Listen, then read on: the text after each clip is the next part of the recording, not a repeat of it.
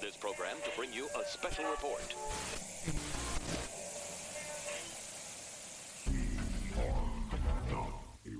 Hello, everybody. Welcome to episode 103 of the Not a Robot Podcast's DC Comics Review Show. As always, I have my amazing co-host joining me, Rob Sound Off.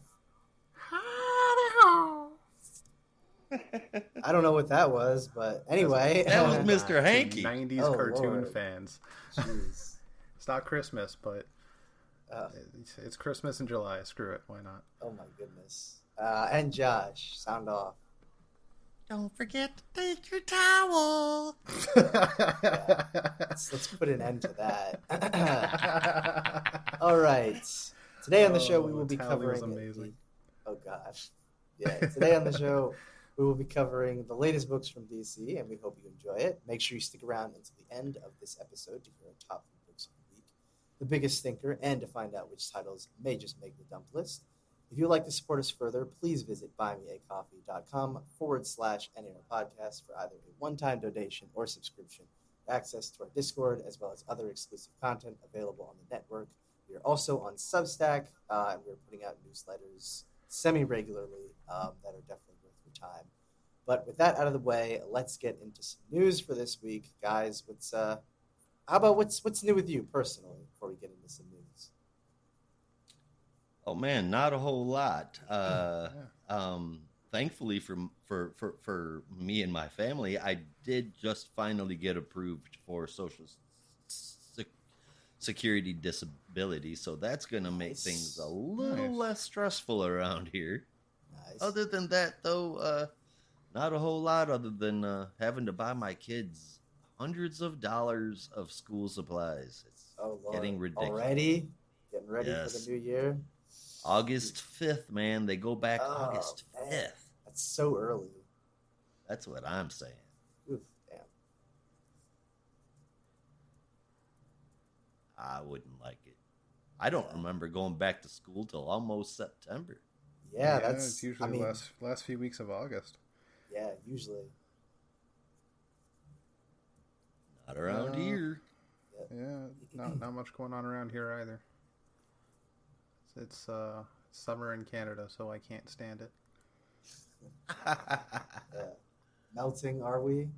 Oh yeah, even in the basement right now, there's just for some reason it's still kind of warm down here. Well, nothing to report on my end, at least. Nothing new, really. Just business as usual. Enjoying some new comics, but that's about it, really. But with our check-ins done, let's get into some news for the week. I guess I'll kick it off. Just have a couple of announcements that I think are worth checking out that I'm going to throw out there.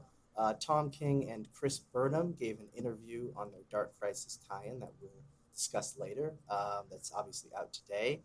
Over on Adventures in Poor Taste, they kind of go into more detail about the story and the significance of it, and Burnham obviously on the artistic process. So that's definitely worth your time. I gave it a read on Tuesday, and it was just really insightful. Speaking of Mr. King, the release of Tom King and Elsa Chartier's new book from Image, Love Everlasting, was announced a couple weeks back. And to celebrate the upcoming release, the duo have been releasing images from the upcoming variant covers over on their Substack. So far, there's ones from Clay Mann, Rafael Albuquerque, and Matthias Vergara, with more to come from Tula Lote and other incredible artists that I've definitely heard of at one point or another. Love Everlasting actually comes to print on August 10th, but if you want to read the first 4 issues for free, I might add, you can head over to their Substack, Love Everlasting, where they have been releasing it digitally for the past few months. I have only caught up on the first 3. I still need to read the 4th one, but the first 3 were really good. I won't give too much detail on the series, actually. It's basically a kind of a homage to the romance comics of the 50s, which if you've ever read them, they're notoriously terrible. King is putting his own twist on it, which I admire, and he's done a good job so far. So check it out. Like I said, it's free, great to read, gorgeous art from Chartier, and some pretty solid writing from Tom King. So worth your time.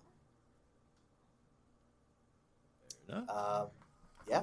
Nice. Irredeemable fans, look out because the series or the universe is coming back. According to a recent announcement from Boom Studios, fans will remember the Mark Wade is Evil advertising from 2009, and to celebrate the return of the franchise, they're putting out Mark Wade is Still Evil advertisements to promote the upcoming series.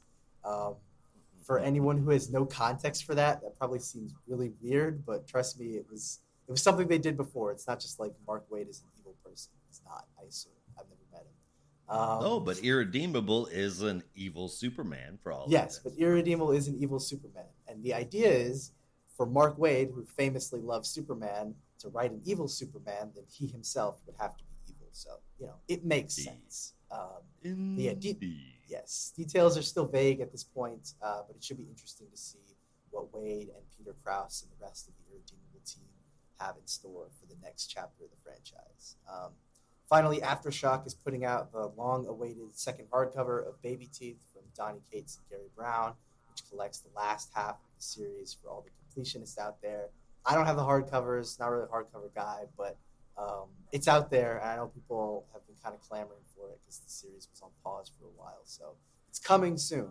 I think it's out in August or September or something. So check it out. Hell of a series too, by the way. Yeah, check it out if you haven't read it and you're looking to complete it. But yes, I would agree. Great series. So yeah, that's all I got. How about you, Rob? Well, so I just discovered something I think is freaking awesome. But I'll get to that in a second. I think it was a couple of weeks ago, Brandon, you mentioned that there was the Harley Quinn Season 3 trailer. Well, earlier this week we got a bigger trailer, the full trailer, if you will, Yes.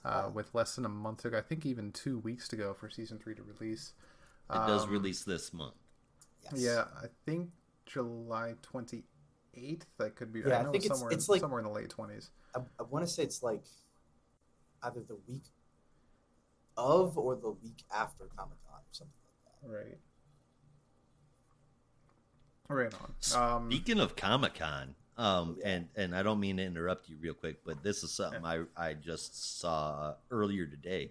Todd McFarlane is teaming up with somebody I never would have expected to see associated with comic books, Ozzy Osbourne, and it's going to be Mercy. it's going to be right, and it's going to be a companion to Ozzy's new album, Patient Number 9. And I mean, I'm old. I'm 43. I grew up with Ozzy Osbourne. Before and after I was born, all of that music was amazing. But the man is 76. I'm a little worried about the performance of this album. Perhaps that's why he's going the route of teaming up with Todd McFarlane. And for anybody out there, you can see both of them. They will both be at Comic-Con together. Yeah. I mean, if Ozzy Bowie was can put mumbling out, and shuffling. oh yeah. I thought we stop at the exact same time. No, I was just gonna say if Bowie can put out music in his 60s, why not Ozzy in his 70s? I guess. Well, that's what I was gonna say. Ozzy was shuffling and mumbling on TV 15 years ago. How is he still performing live today? Yeah. Projection. It's all about projection. Yeah, or McCartney for that matter. Although I don't think he does that much dancing.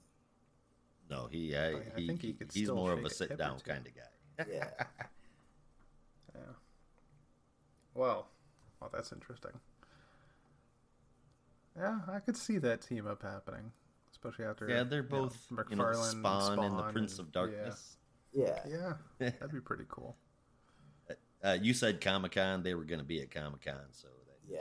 before I forgot, I wanted to throw I would love to be able to go to San Diego, but you might as well plan a trip to One them. day. One day. Yeah. One day, maybe we'll have a booth there. Who knows? That would One be day. friggin' awesome. That would be one friggin' one awesome, day yeah. we will have a booth there. Yes. That will be when Rob and I are working on our Green Lantern title, and Josh is getting the booth for his Nightwing story. We're doing a panel, Yes. probably separately, Yes. but we'll still be in connection with each other, I assume, unless you guys all mean, get if- famous and Hell leave me no. in the dust. Oh, if anybody's getting famous first, it's you. Let's face it. We're all getting famous at the same time when we Yeah, watch yeah. Parallax Entertainment. Yeah, and then we can talk about that time we were yammering about Bendis on a podcast 10 years ago. That would be kind of awkward if we're at a convention with him. Yeah. Like, yeah. Ooh. Yeah. Did you ever listen to our show, Brian? No. Yeah, every week. Ooh. Oh, Well, this is you know, awkward. people change. People change. I was a different person then. I wasn't. All right. The Harley Quinn season 3. We'll definitely talk about SDCC. I think a bit more next week when we get a lot more announcements to what's coming out. Seeing as it is next week, I can't wait to see what's going to happen. MCU is going to have a big showing, but I know some stuff. I'm not going to talk about it right now, but I'm super hyped. So basically, so Harley Quinn. I saw a still, and I shared in the chat. I'm not sure if you saw it, Brandon. It looks like, if that image is to be believed, and if I'm reading it correctly, they go through some kind of portal. Oddly enough, Dr. Psycho's back. But Harley and gang end up in the world of BTOS. Oh, man. Oh, it that'd be looks so good. just like Paul Dini, Gotham City. Yeah. I really hope that's not just like a tease. I really hope they can do a whole episode there. Yeah. That definitely has my interest peaked. I was gonna watch it anyway, but now I can't wait for whatever episode that's. I gotta go through the trailer again now because I was just pausing to see. I saw Nightwing was gonna be in the show and I got all excited. Yeah. So I was just going through those scenes again. Yeah. It was really just the one quick clip, and I took a screenshot of the best shot I could. I shared it in the chat, so you'll be able to see it there. Oh yeah, but it was yesterday, a couple of days ago, so you might have to scroll a bit. Alternatively, I don't know when it released. I don't know how long it's been out.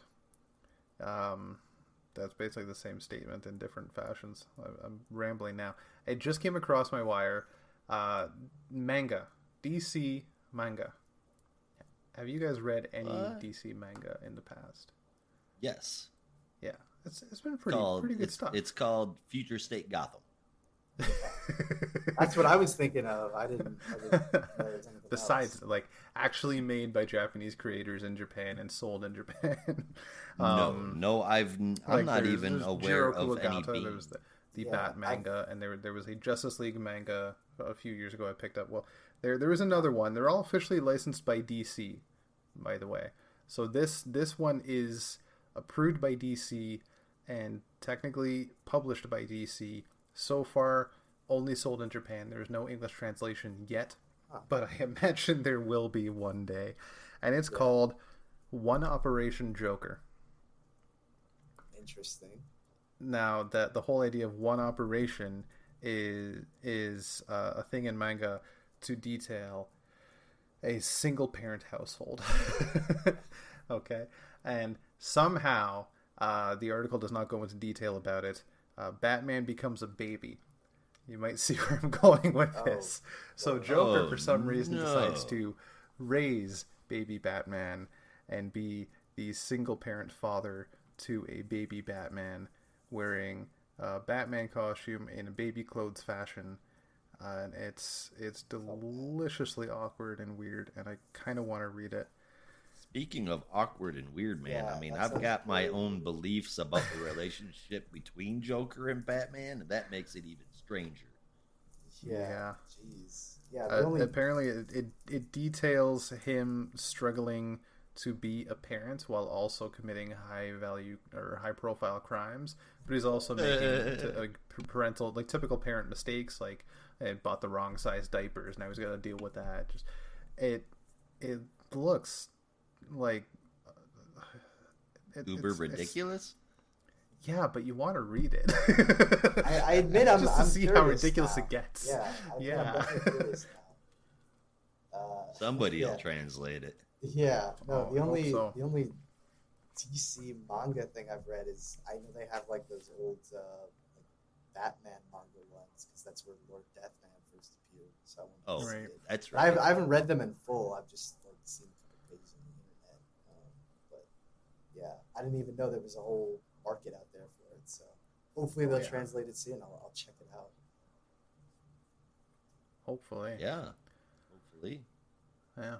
Well, that's all I found so far. All right.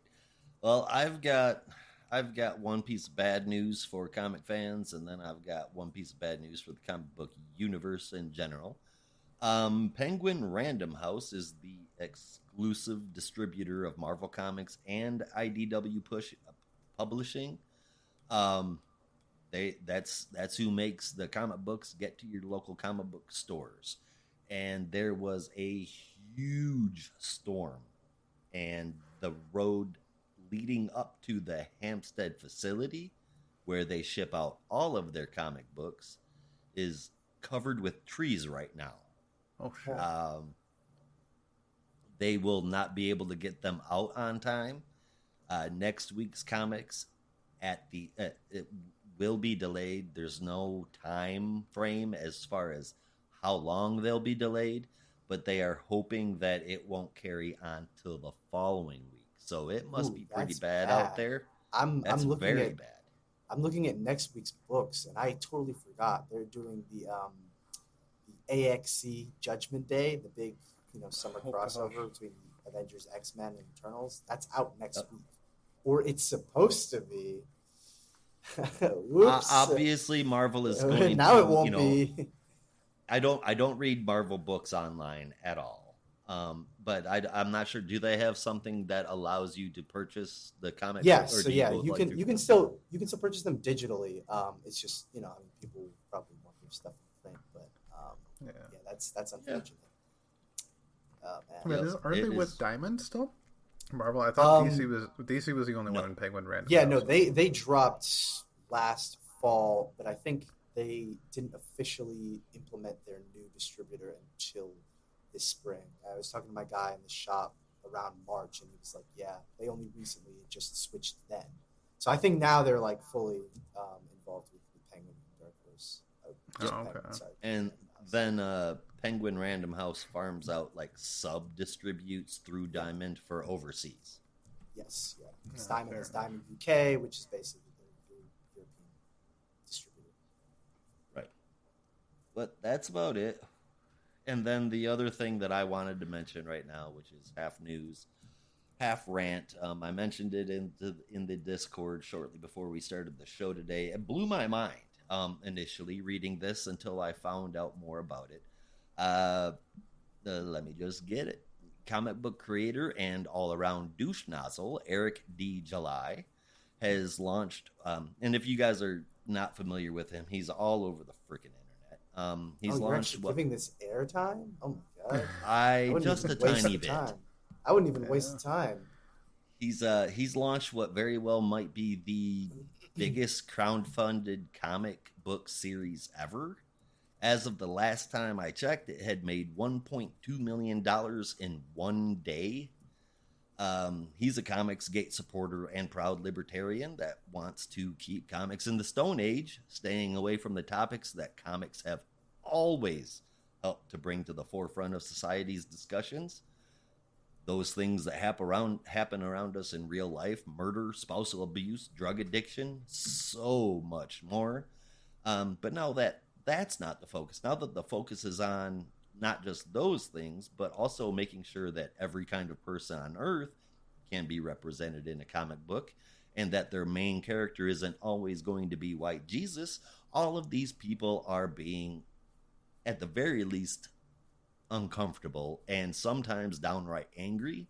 We actually have two members of our podcast network that have been directly attacked, a full-time member and an occasional guest. They've been attacked physically by Comic Gate supporters. These lonely, hateful fucks are the only reason why people like Gabe Altabe, Evan Van Scriver, Chuck Brown, Brett Booth, and so many more even have Ooh, not jobs Chuck now. Brown. Chuck Dixon. Chuck Brown is a Chuck different guy. Dixon. Oh, Very shit. nice guy. My bad. No, You're I right. wouldn't Chuck want to Dixon. speak about it. Thank you for that catch. I've got a job for him myself, but I won't say it here on the podcast. They are highly successful for all the wrong reasons, and $1.2 million in a day is something I could only aspire to. Given I'm trying to get comic books off the ground, we all are here at Not a Robot, and it blows my mind that you can get that much money just by spouting hate. You can trick people into a lot of stuff. Plus, again, when you take into account how they make this money, the fees that they charge, not to mention all the extra incentive BS that they get their friends to pay for, and pretty soon that million adds up pretty quickly. I always see through this stuff. It seems like it's impressive. Like, wow, you made that really fast, and it's a lot. And then you look at it, and it's like the base level cost to get a copy of the book is $25. Like, yeah, I guess if someone were to charge, let's say, roughly 10,000 people, $25, again, not taking into account the additional high dollar rewards that are $100 or $500, whatever, then yeah, you can understand how it adds up pretty fast. So I look at this stuff and I'm like, yeah, that makes sense. Plus, it assumes that these books actually make it to the people that paid for them. Which, if you've ever paid attention to a lot of these campaigns, they often don't. I'm sure Mr. Ethan Van Sciver could tell you about it. And one final last bit of news: if you're feeling bummed about the fact that it made 1.25 million and setting any records, don't worry. Someone already beat them to the punch. Berserker made, I believe, it was $1.45 million within 24 hours last year. I didn't realize it was quite so much. That's badass. Yeah. That was, and that's a great title too. Yeah. I mean, I liked it anyway.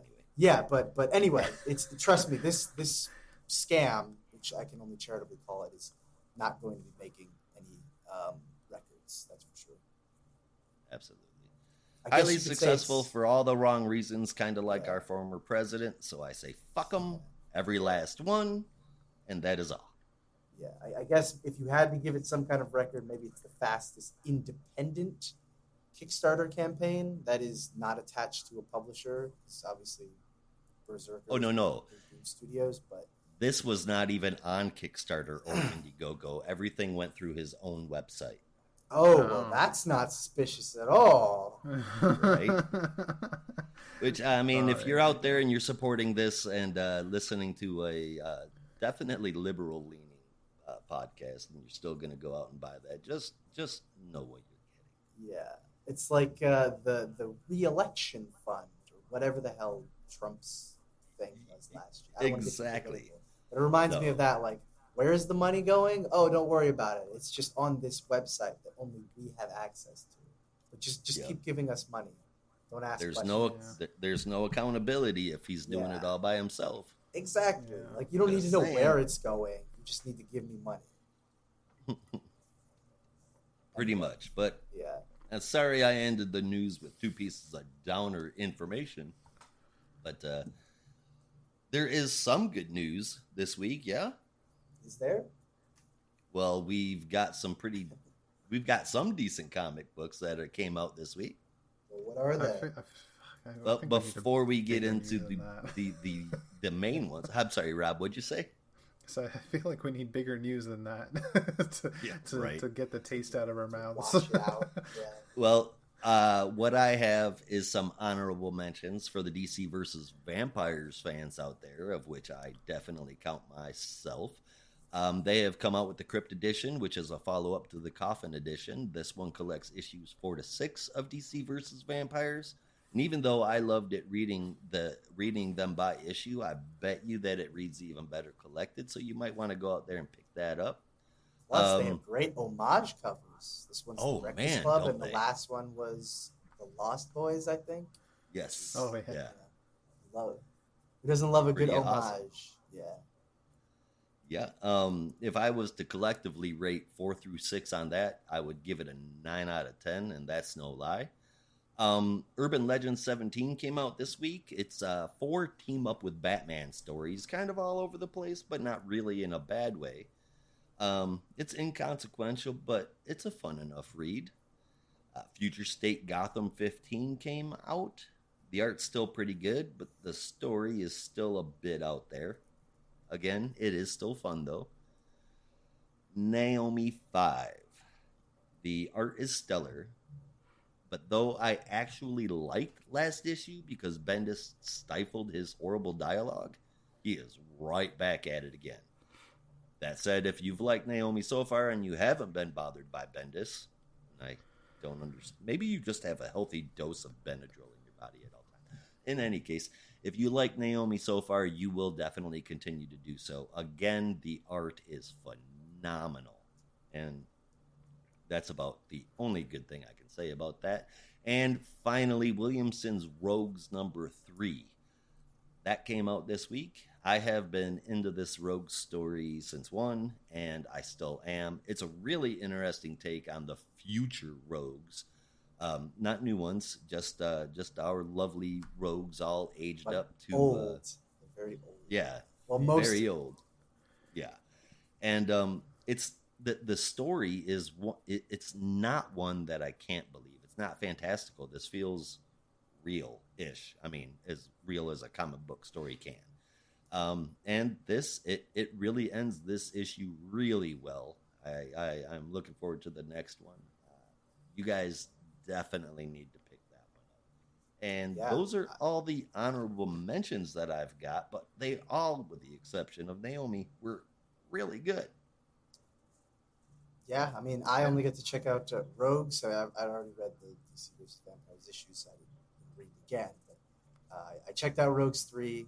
That is still very fun. And I'm almost like kind of sad to see that the next issue is going to be the last one, but I feel like it'll be a satisfying conclusion.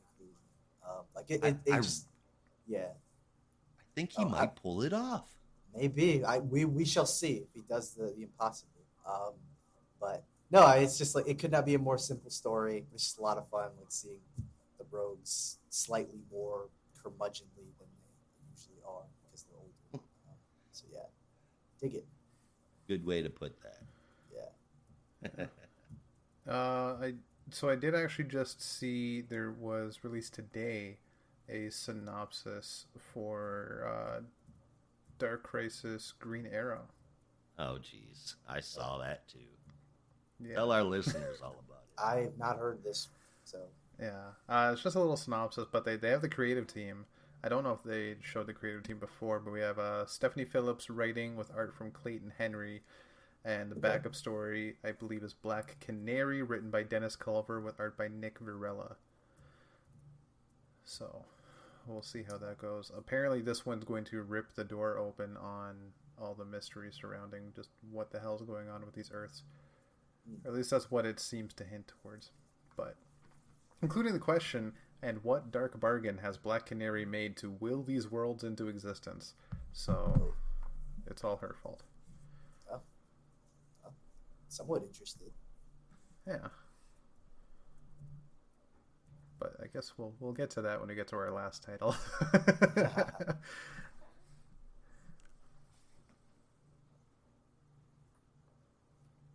Yeah. Honorable mentions though. Rogues is really the only one I haven't read yet because I did not get a chance to, which is a shame on my part because I really love the first 2 issues, and I honestly feel just looking at it a little bit, if I got a chance to read it, it might have taken my number 1 spot in the top 3, but since I didn't read it, I didn't count it, so we'll see. Yeah, no, it's like I said, still really fun. Definitely worth checking out when you get the chance. So for sure. All right, well, if we are all wrapped up on our honorable mentions for this week, we're going to turn on that spotlight and shift it around on really just one universe today. I didn't know it was going to be so focused, but we're taking a little trip over to Themyscira, and then we're going to take a trip over to Themyscira, kind of, and that is going to be just our Wonder Woman books this week, starting with Wonder Woman 789, which I'm going to let Bob catch us up on. Right on. Thank you, sir. So this is written by the so far usual team of Michael W. Conrad and Becky Cloonan, with pencils from Emanuela Lupacino and Eduardo Pensica, with inks from Wade Von Graubacher and Julio Ferreira, colors from Tamara Bonvillain, letters from Pat Brosseau, and cover from Yannick Paquette and Nathan Fairbairn. think that's the most amount of names I've seen on a single issue. God damn. Oh, it's Yeah. there's a lot, but On I your think we've list. seen more. Yeah. Yeah. Well, I mean, we've definitely seen more in like a 48 page or like 100, like an annual or something with multiple stories, but for one story, that's, I don't know. Right. So Cisco, Dr. Psycho. He doesn't like that name. So Cisco Who attacks cares? a public park. Yeah. Dr. Psycho, dick. So he's attacking a public park using a mental hologram disguising Dolos so they can draw out Wonder Woman and take her down. The Make Milk Great Again posse uses a pickup truck to ram Steve Trevor's windowless God, I fun forgot van. about and that's- that. that windowless fun van, that's a little hint to all the Mr. Yeah. Stark fans out there. That pushes that van off a cliff as Dr. Poison treats Trevor and Siggy's wounds with some homemade remedies. Not good ones. And Etta drops the ball on finding Villainy Inc.'s secret lair by just straight up inviting the last member, Professor Calculus, right to her front door, where he promptly tases her and ties her up. At least Wonder Woman won her fight, right? I guess.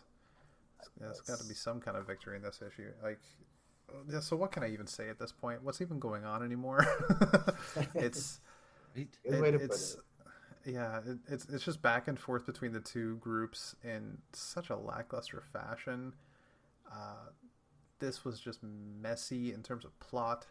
I enjoyed the art for the most part, but the plot's just detracting from it, which is not great. No, it's not.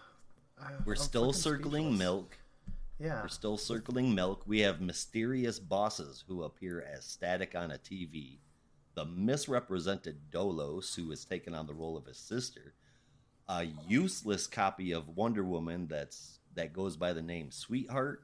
And management, whoever the hell that is. I It said it couldn't get last more time. convoluted. Yeah, I said it last time, and I'll say it again. If this was a Doom Patrol story, it would probably be pretty good. I mean, Yeah. probably need better creators, but it'd be a lot of fun. But I don't know. I look at this and I see Wonder Woman fighting Make Milk Great. Like I forgot that had happened because it was so just ridiculous. Wait, was that actually a quote that they used in a In previous the, I don't in, even- in the previous issue, Yeah. I do believe so. Yeah. Oh shit! Because I made that up thinking that was like fitting. God Yeah. damn. The subconscious. The subconscious. I also thought I was having a stroke halfway through this issue because the art change was so sharp. Brass. Coloring was obviously didn't change, and it wasn't bad art. It was just like so different from each other. I was like, what the fuck just happened? Because I wasn't really paying attention to the credits. I didn't even notice that the art changed. Right, like in the same story. Yeah, no, in this I story, didn't even notice because I was so Yeah. distracted by how confusing and convoluted the plot was. Oh my that god. makes sense. Fully believable. Yeah, no, we check in with Siggy and Steve, and I was like, what just happened? My eyes just like Oh, I gotta check this out now. break. I was like, what? Yeah. Anyway, I don't know. It's silly. It's still very silly, and not even in a fun way, not in a dandy way. This isn't like No. it's like Doom Patrol or the Invisibles or something that's embracing the whimsical nature of man. This is just so dumb. But I'm not going to say dumb. it. I'm not going to say it that way because Josh does it best. That's what it is. It's very dumb. So dumb. Oh, I think I It see. really is. I think I see the art difference here. Yeah, you can see it in the shading. Oh my Yeah, I god. was like, whoa, my Yeah. eyes, they're broken. Yeah, this. What was I just about to say about it? Score, I assume, or just more Oh thoughts. yeah, I guess a score gets a 5. I'll admit I didn't even check out the backup this time, partially because I completely forgot it existed, but also I don't care, man. Yeah, you know what? I'm right there with you. I felt like this arc is supposed to feel like a mystery, but it feels more like a cartoon that's going to get canceled before the end of its first season. Yeah. It's bland, it's uninteresting, and it is a serious disservice to Wonder Woman. It makes me sad. This issue is better than the other installments, but That is an incredibly low bar. I mean, Yeah, it's that so doesn't low. sound like high un- praise. No, it's the bar is so low an ant could jump over it, and ants can't jump. Mm. Because of the art in most of the places, it got saved a little bit, and I gave this a fuck you 5 out of 10. I had some extra I like time it. on my hands, so I actually read the backup for this week, and I wish I hadn't, because it was yet another I waste of bet. time. But I was like, oh, why not? Like I'm already here at the end. Why not just keep going? It didn't look like it would be that bad, and it wasn't. It was just incredibly boring and uninteresting, as the rest of the issue was. Yep. And again, I don't know. I hate saying that, but I'm just like, this is just such a terrible story for Wonder Woman. I think I get what they're trying to do. Like maybe it's trying to be some kind of commentary. It's just not very good. It's not doing a very good job of it. Certainly not an engaging job Yeah. of it. And I'm right there That's with you, what I was Rob. gonna That it does feel like it's trying to be a mystery. It's just not a very good mystery, which makes it worse. There's nothing compelling about it that makes you want to learn more. Yeah. You're like looking at your watch, like when is this over again? Yeah. Or flipping to the end, like how many more pages do I have left to read? So I got to Yeah. the second page of the backup, and I just closed the book. yeah, I know. Like you know when you're like counting the number of pages that are left. You're like, yeah, this isn't really good. And it wasn't. Exactly. Yeah. I don't know. Yeah, I was feeling nice, so I gave the entire issue a 6. Like I didn't even bother to rate the backup because I forgot about it. Yep, me either. It is what it is. It looks nice. Yeah. Jarring art change aside, it looks nice. But Yeah, it's not all horrible. yeah. Yeah, you reminded me what I was going to say when you mentioned commentary. You can definitely tell that they're basing all this on very unfortunate real life events and the way society has taken a turn recently. Quite honestly, mostly in the United States, I'll be honest, but it is kind of spreading elsewhere. We're the namely ones Canada. that fucked up. Yeah. There's fucked up people everywhere. Yeah, when I but say we're it's, the it's ones flooding that over to Canada, inspire them. it's Yeah. flooded Yeah. a tsunami wave into Canada. It's pretty disgusting. But yeah, like they're doing this, and I get it why they're doing it, and it's definitely a thing. But the thing about comics is, at least for my own sake, I use these books as an escape from reality. So while I'm all for political commentary and inclusion and all the fairness and equality and all that, and have those themes and those stories and those characters and ideas, that's great. Don't make the whole story the commentary is the point, and don't base it 100% on reality, because I'm trying to escape that. I don't want to go into my escape and just face the exact same fucking thing, and I just get frustrated again. Also, that's not why I'm reading this. I don't know if it's like trying to be satire or if it's trying to be serious, and that's really weird because, I'm like, yeah, there's definitely a valid message there, but how am I supposed to take it seriously when it's about milk? Like, I don't. Yeah. Like again, it's like, are you trying to say something, or are you trying to make a joke of it, or like I don't know. My brain it can't handle it. I've handled a lot of weird shit before, and I can't handle this. I'm sitting here and I'm trying to figure out where the parallel might be going on in this very shitty interpretation of our real world events. And the only thing that I can come up with is that the whole thing behind the milk is that they're saying that people are drinking the Kool-Aid. Oh. Are drinking what? Are you too young to know what that expression means? No, I didn't hear the word. Oh, Kool-Aid. Drinking the Kool-Aid. Oh, yeah. And I mean, that's a real stretch, man. I'm gonna say why milk, I highly like, fucking doubt it. What's the point? Like, it doesn't even. I don't know. Like, I feel like if you were going to use that metaphor, it would be something that these types of people would actually drink. I mean, maybe they drink milk. I don't know. I'm not up to date on what weirdos on the internet drink. Becky Cloonan just wanted to hear Rob say, "Make milk great again." Yeah, maybe that was it. I'm trying to figure out how you tied all this together, and I don't see it, and it's just weird. Yeah. Like it's not even interesting enough that I care. So I kind of just give up like halfway through. I'm like, what's the metaphor? Yeah, I don't care. I mean, that's just it. That's the only two mysteries is what's the point of all this milk, and who are these two people on the screen talking about management? And honestly, yeah, like I know once we get the answer, it's just going to be disappointing anyway. So why should I give a shit? The only other thing I can say about this book is that our next book should just have been the main story in this book. It should have been in continuity main story in the main title and not been a spin-off series. Well, pray tell, what is our next book? That next book is Wonder Woman Evolution number 8. The wrap-up of this side story, if you will, the miniseries. It is written by Stephanie Phillips with an art team inside and out made up of Mike Hawthorne, Adriano Di Benedetto, and Jordi Belair with lettering from Tom Napolitano. Like I said, this is the end of the run for Wonder Woman Evolution. Picking up from the last issue, she is still fighting Vanessa. Wow, I just forgot her secret identity name. Silver Swan. Silver Swan, that's what it is. All right, so she's still fighting Silver Swan. While that is happening, this guy just randomly walks in named Atticus. He reveals to her that he's been behind everything, and the nanites that he used to change Vanessa will explode big enough to blow up Nevada if they are pulled outside of a body and not put into another host.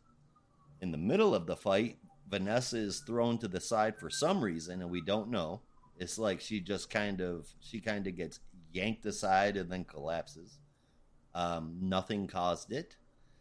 And Diana scoops her up, telling Atticus that he has to fix her. He can't without transferring the nanites to somebody else who is strong enough to handle them. So Wonder Woman climbs up on a table and gets strapped in and lets this guy do experiments on her, even though he turned another person completely inside out with what he did to them. Not cool. She passes out during that transfer and wakes up to Vanessa telling her to go find Atticus before Wonder Woman passes out again. Superman scoops her up, takes her to the Fortress of Solitude, and tells her that the nanites must be organic and that he can't see them. Which makes no sense at all because he's got microscopic vision, macroscopic vision, X-ray vision. He can see anything. She steps outside, takes a deep breath, and we see that the nanites are almost as large as her red blood cells, which Clark says he can see just fine. I really liked the first 7 issues of this, but what we ended up with in this book was really it was a non-ending, and if you can't give an ending, don't write the goddamn story. Even if the first 7 issues are great, I don't want it to end badly. That's just a bad idea. Also, the art sucks in this issue. Like, really, really, really bad. None of the faces look the same. The proportions are all wrong. Expressions are flat out horrible. And for me, this issue was just a huge letdown all the way around. Because I expected so much out of this, given that I was such a huge fan of the first 7 issues, this got dropped down even lower than the previous Wonder Woman issue, which I expected to suck. So I had to give this one a 4.75 out of 10. Ooh. What did you guys think? Well, I still enjoyed it more than the other Wonder Woman book. Like I was definitely disappointed that this ended the way it did, because it definitely felt like there was at least one more issue in the story. Yeah, the art definitely could have been way better, but I'll be honest, I kind of felt that way throughout the whole series, so I didn't recognize it as much in this issue if it took a bit of a dive. I still enjoyed it though, but I also read Wonder Woman 789 right before reading Wonder Woman Evolution, so I already had a bad taste in my mouth. So pretty much anything would have been better. But quite honestly, I still think even after that, it should have been in the main book, because it's a more interesting plot. It has bigger ramifications, and there is growth for more. So while it is a long story, it has a It really could have done something more. Yeah. It's not tied to 8 issues. If it's in an ongoing series that's been going for years, it has a path to go down to more story later on, which would have been perfect. And you didn't necessarily have to set it in an alternate universe or in the future or whatever, because this kind of story could very easily have been tied to modern day continuity very simply. So why Really they needed have. to make it into what seems to be an out of continuity story is just beyond me. And when you get to the final issue, I hate to say it, it does feel like a bit of a waste of time, because it just ends right there with no explanation whatsoever as to what anything really happened or why they're doing this. Right? She ends up with tiny little bitty organic or robotic, whatever, it doesn't matter. She ends up with nanites in her body and put there by a bad guy. The bad guy gets away. She can't do anything about the nanites, and she's just staring at the sky. You're right. This could have totally been a book in the main series rather than the crap that we've been getting. And I feel like if it was, it definitely wouldn't have sucked to have this happen, because there'd be more issues to finish up this whatever it is. Yeah. But here we are. I don't know. I still gave it an 8 out of 10. Because I don't know, to be honest with you. Like I said, I had a really bad taste in my mouth, so everything seemed better than Wonder Woman 789 by a main It's stretch. like, oh, what a palate cleanser. Finally, something from Wonder Woman that's interesting. Yeah, I don't know. Yeah. Fuck it, 7. I still hope for more from the story one day. I hope we're not done with it, because it has been kind of interesting. But really the only answer we got is why Wonder Woman and why not Superman or Batman, which I didn't even know was a fucking question. I didn't know why we needed to have that answered, but okay, sure. Because they needed a human, even though Diana isn't one. But in any case... She's technically a piece of pottery. Exactly. Yeah. She's some grandma's fine china. Yeah, she's technically a vase. She's made of clay, and you can put water in her. This is true. Brandon, what do you think about it? I think I'm glad I didn't read this one.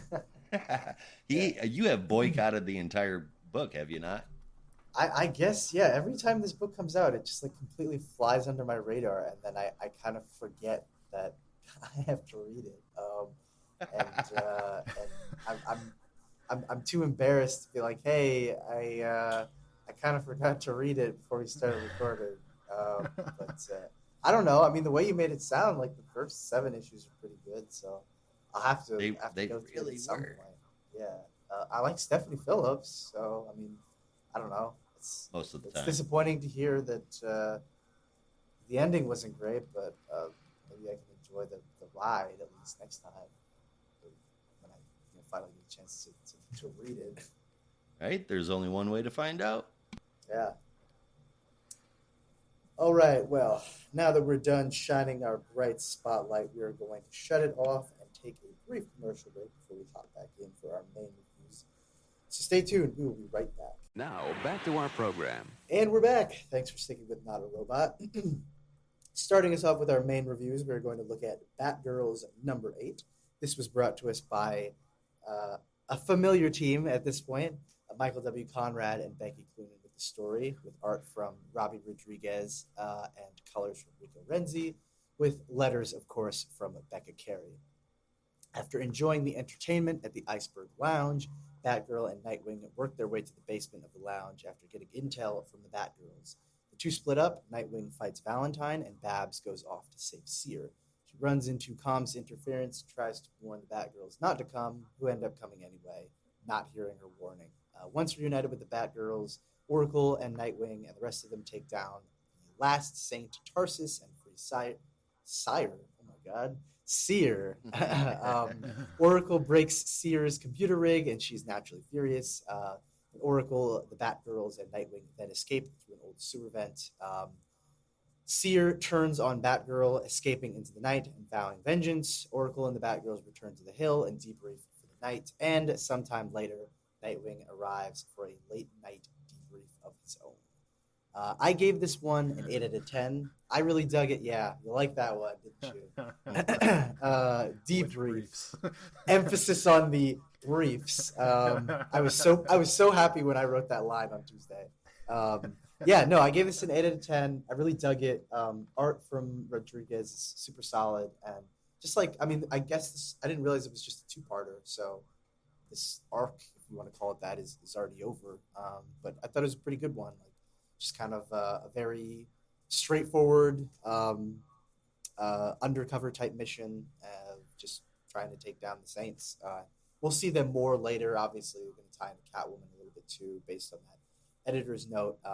But yeah, no, I mean, like I said, the series has really just picked up since its inception, and I'm here for the ride. I feel like I'm finally just settled into it, and I'm enjoying it. My only complaint in this issue, Nightwing is, at this point, no secret, is one of my favorite characters.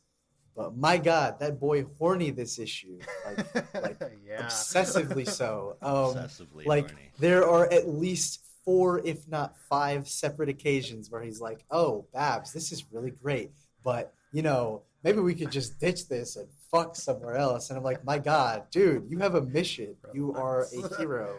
And I'm like, Pardon "Calm me, down." Would you like a fish sandwich? Yeah, I'm like, calm down and keep it in your pants. Jesus. I know the joke is like, Nightwing, super romantic, but they really just dialed up his horn dog attitude in this one. And I was like, okay, Yeah. you can tone it down a little bit. Yeah, like 1 or 2 times, not every time he appears. Not in the every issue. time. Every time he talks to Babs, it's like, you know what we should be doing right now? And Babs is like, all right, calm down. Do I need to run you a cold shower? I need a pizza and some personal time. Yeah. What did Oh, you man. give this one, Brandon? You gave it did you 8 out already of give 10. it? 8 out of 10. 8 out of 10. Right. Me, I feel I I feel like this was I'm not really sure.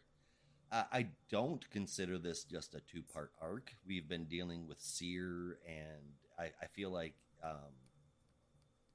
this might be the end of that arc that has been lasting for quite a while, going back as far as, and even before Spellbinder. It's an okay ending for what is ultimately really not an important story. It has been really fun for me so far.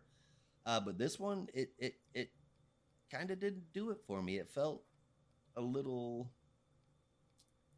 It almost felt like a non-ending, like I got in Wonder Woman Evolution, and the art is decent in here, but Dick, nearly every face of Dick is just bad. The last few pages, it's a lot better, but his Really? face goes from looking like he's 10 to looking like he's anime to looking like he might be Clayface. It for me, it just Wow. it was bad. I loved that Babs was wearing a Robin outfit for pajamas, though. That was fucking hilarious. Right down to the underwear. Right, And down to not the- even just like random underwear, like the fish scales underwear that Robin has. Yep, I thought that was great. Like I said, it does feel like a non-ending, though definitely not quite as bad as Wonder Woman or Wonder Woman Evolution. It was fun. I feel like it could have been better. I gave this one a 6.75 out of 10. Actually, you Fair know enough. what? It was funner than that. I will bump this up to a 7. Fair enough. How about you, Rob? I am all for keeping this artist because I just wasn't sold on the first artist. Didn't hate the art, but I kept getting distracted by Cass's cape. It was really really weird. So I'm all for this artist staying on the book at least for now. Um, The art was really enjoyed good. this. They just Yeah. need consistency with Dick's face. Yeah. Well, I'm not going to say what I was going to say. You might not see it. I don't know. The point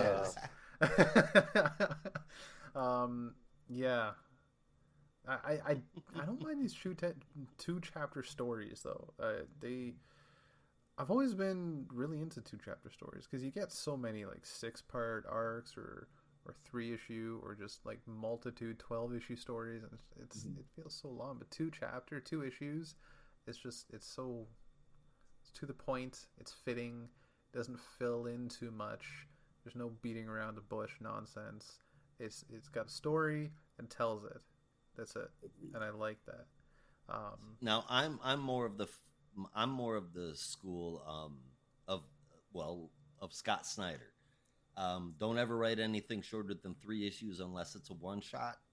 You need a beginning, a middle, and an end, and I feel like a lot of comic creators are forgetting that. Yeah. Although I do agree that there can be some very good two-parters. I think it depends on like how you pace your stories, right? Because some people can pace a story across 6 issues and it's great. Some people can pace a story across 6 issues and it's terrible. I think we know some people who've done that in the past. I won't name names, but some people can. Yeah, I think you get who we're hinting at, but yeah, some people can do a 2-parter, and I feel like it can be pretty solid. So it just kind of depends. Right on. So while I do say that about 2-chapter stories, this one did kind of feel more like a 4-chapter story because the last 2-part arc, I think it was a 2-part arc then, fed directly into this, unless I'm just getting it confused. Oh, I mean, we've been dealing with the same story as far as I'm concerned since the I know there were the the clock tower got blown up. Yeah, post Spellbinder. I mean, yeah. Yeah. How long was Spellbinder? Was that 6 issues? That was 6. Yeah. Okay, so maybe I'm getting confused. There's only 2 stories. Okay, yeah. I don't know. In my mind, this was longer. Just probably felt forget long. everything I said in the last 2 minutes. Okay, don't worry about it. What? As for the end, I did think this was going to end differently. I legit thought that Seer was going to join the team. Me too. She seemed very friendly with the Batgirls, and I thought Babs might even offer her an Oracle seat while she was palling around as Batgirl. Yeah. Like they'd be Oracle together, and then if she needed to go out as Batgirl, okay, Seer, take the reins. But yeah. Wait. That's what I was thinking. For any computer nerds out there, Babs could be Oracle, and then Seer could have gone by the name Java. Oh Lord. Because I remember for anyone who's had read Stephanie Brown's Batgirl run, Babs had taken, what was her name? The Wendy from the Super Friends show. Except they put her like in the comics, and for some I don't remember the reasons, but she was paralyzed for some reason, and Babs had kind of taken her under her wing, was making her kind of like a junior Oracle. And I was thinking they were going to do that again with Seer, but I guess she's just going to be a villain again. Or something like that. I don't know. Maybe she's just on the run. We'll see. Yeah. I suspect Seer will be back at some point soon. Yeah, wanting revenge for destroying her rig. Yeah. Which why did they do that? You broke my computer. Yeah. It's my whole life. Yeah. Yeah. Well, just to ensure there's no more shenanigans from Seer, I assume. Yeah, that's the wrap up. Yeah. Yeah. All right. Babs was drinking too much milk. That's all. You're drinking way too much milk. That's it. Don't say it wrong. Don't. Score. Milk makes a man's body great. That's a quote, Tony the by the Tiger? way, for this pre. That's a quote from the Wonder Woman issue we read. Wait, what? Oh Go god. back. I think I blocked that. Yeah, I definitely forgot Milk that. makes a Holy man's body great. Was that Cisco? Yes. Oh god. That sounds about right. Hey, at least he's not calling people the C word anymore.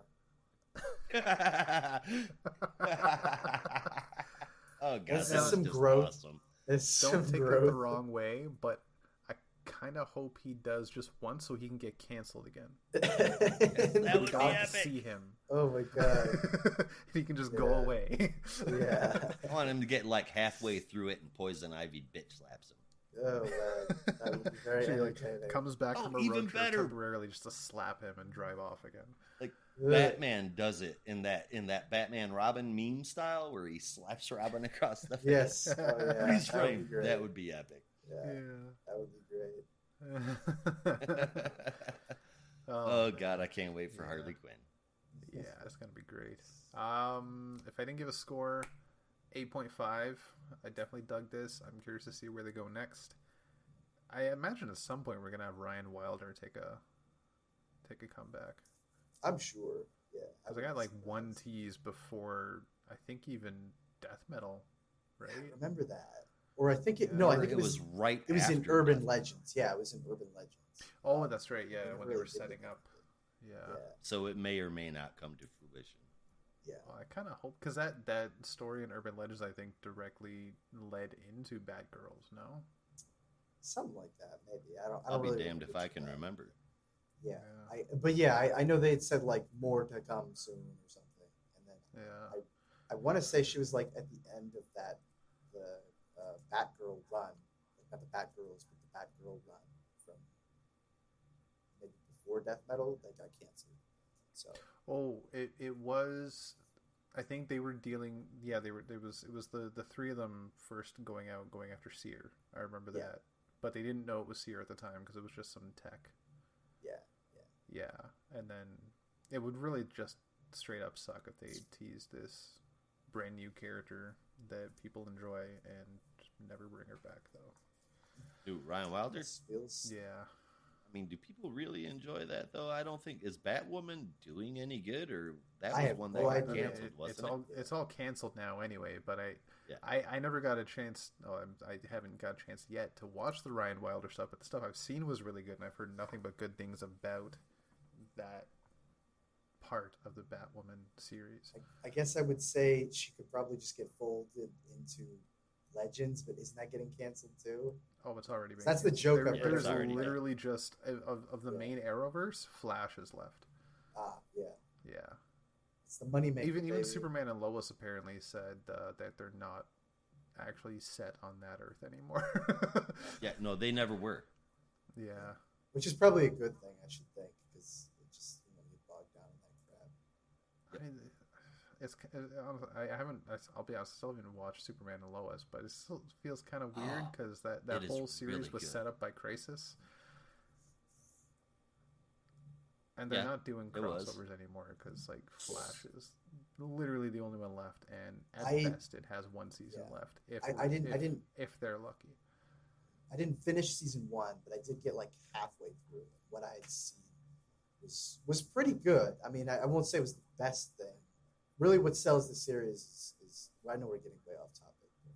But what sells the series is Tyler Hoechlin, who's just, I mean, just even if he doesn't look like Superman and the suit is comically inflated, he just radiates like warm energy, and it makes you appreciate the series more. And I think having him be a father was the smart move. Yeah.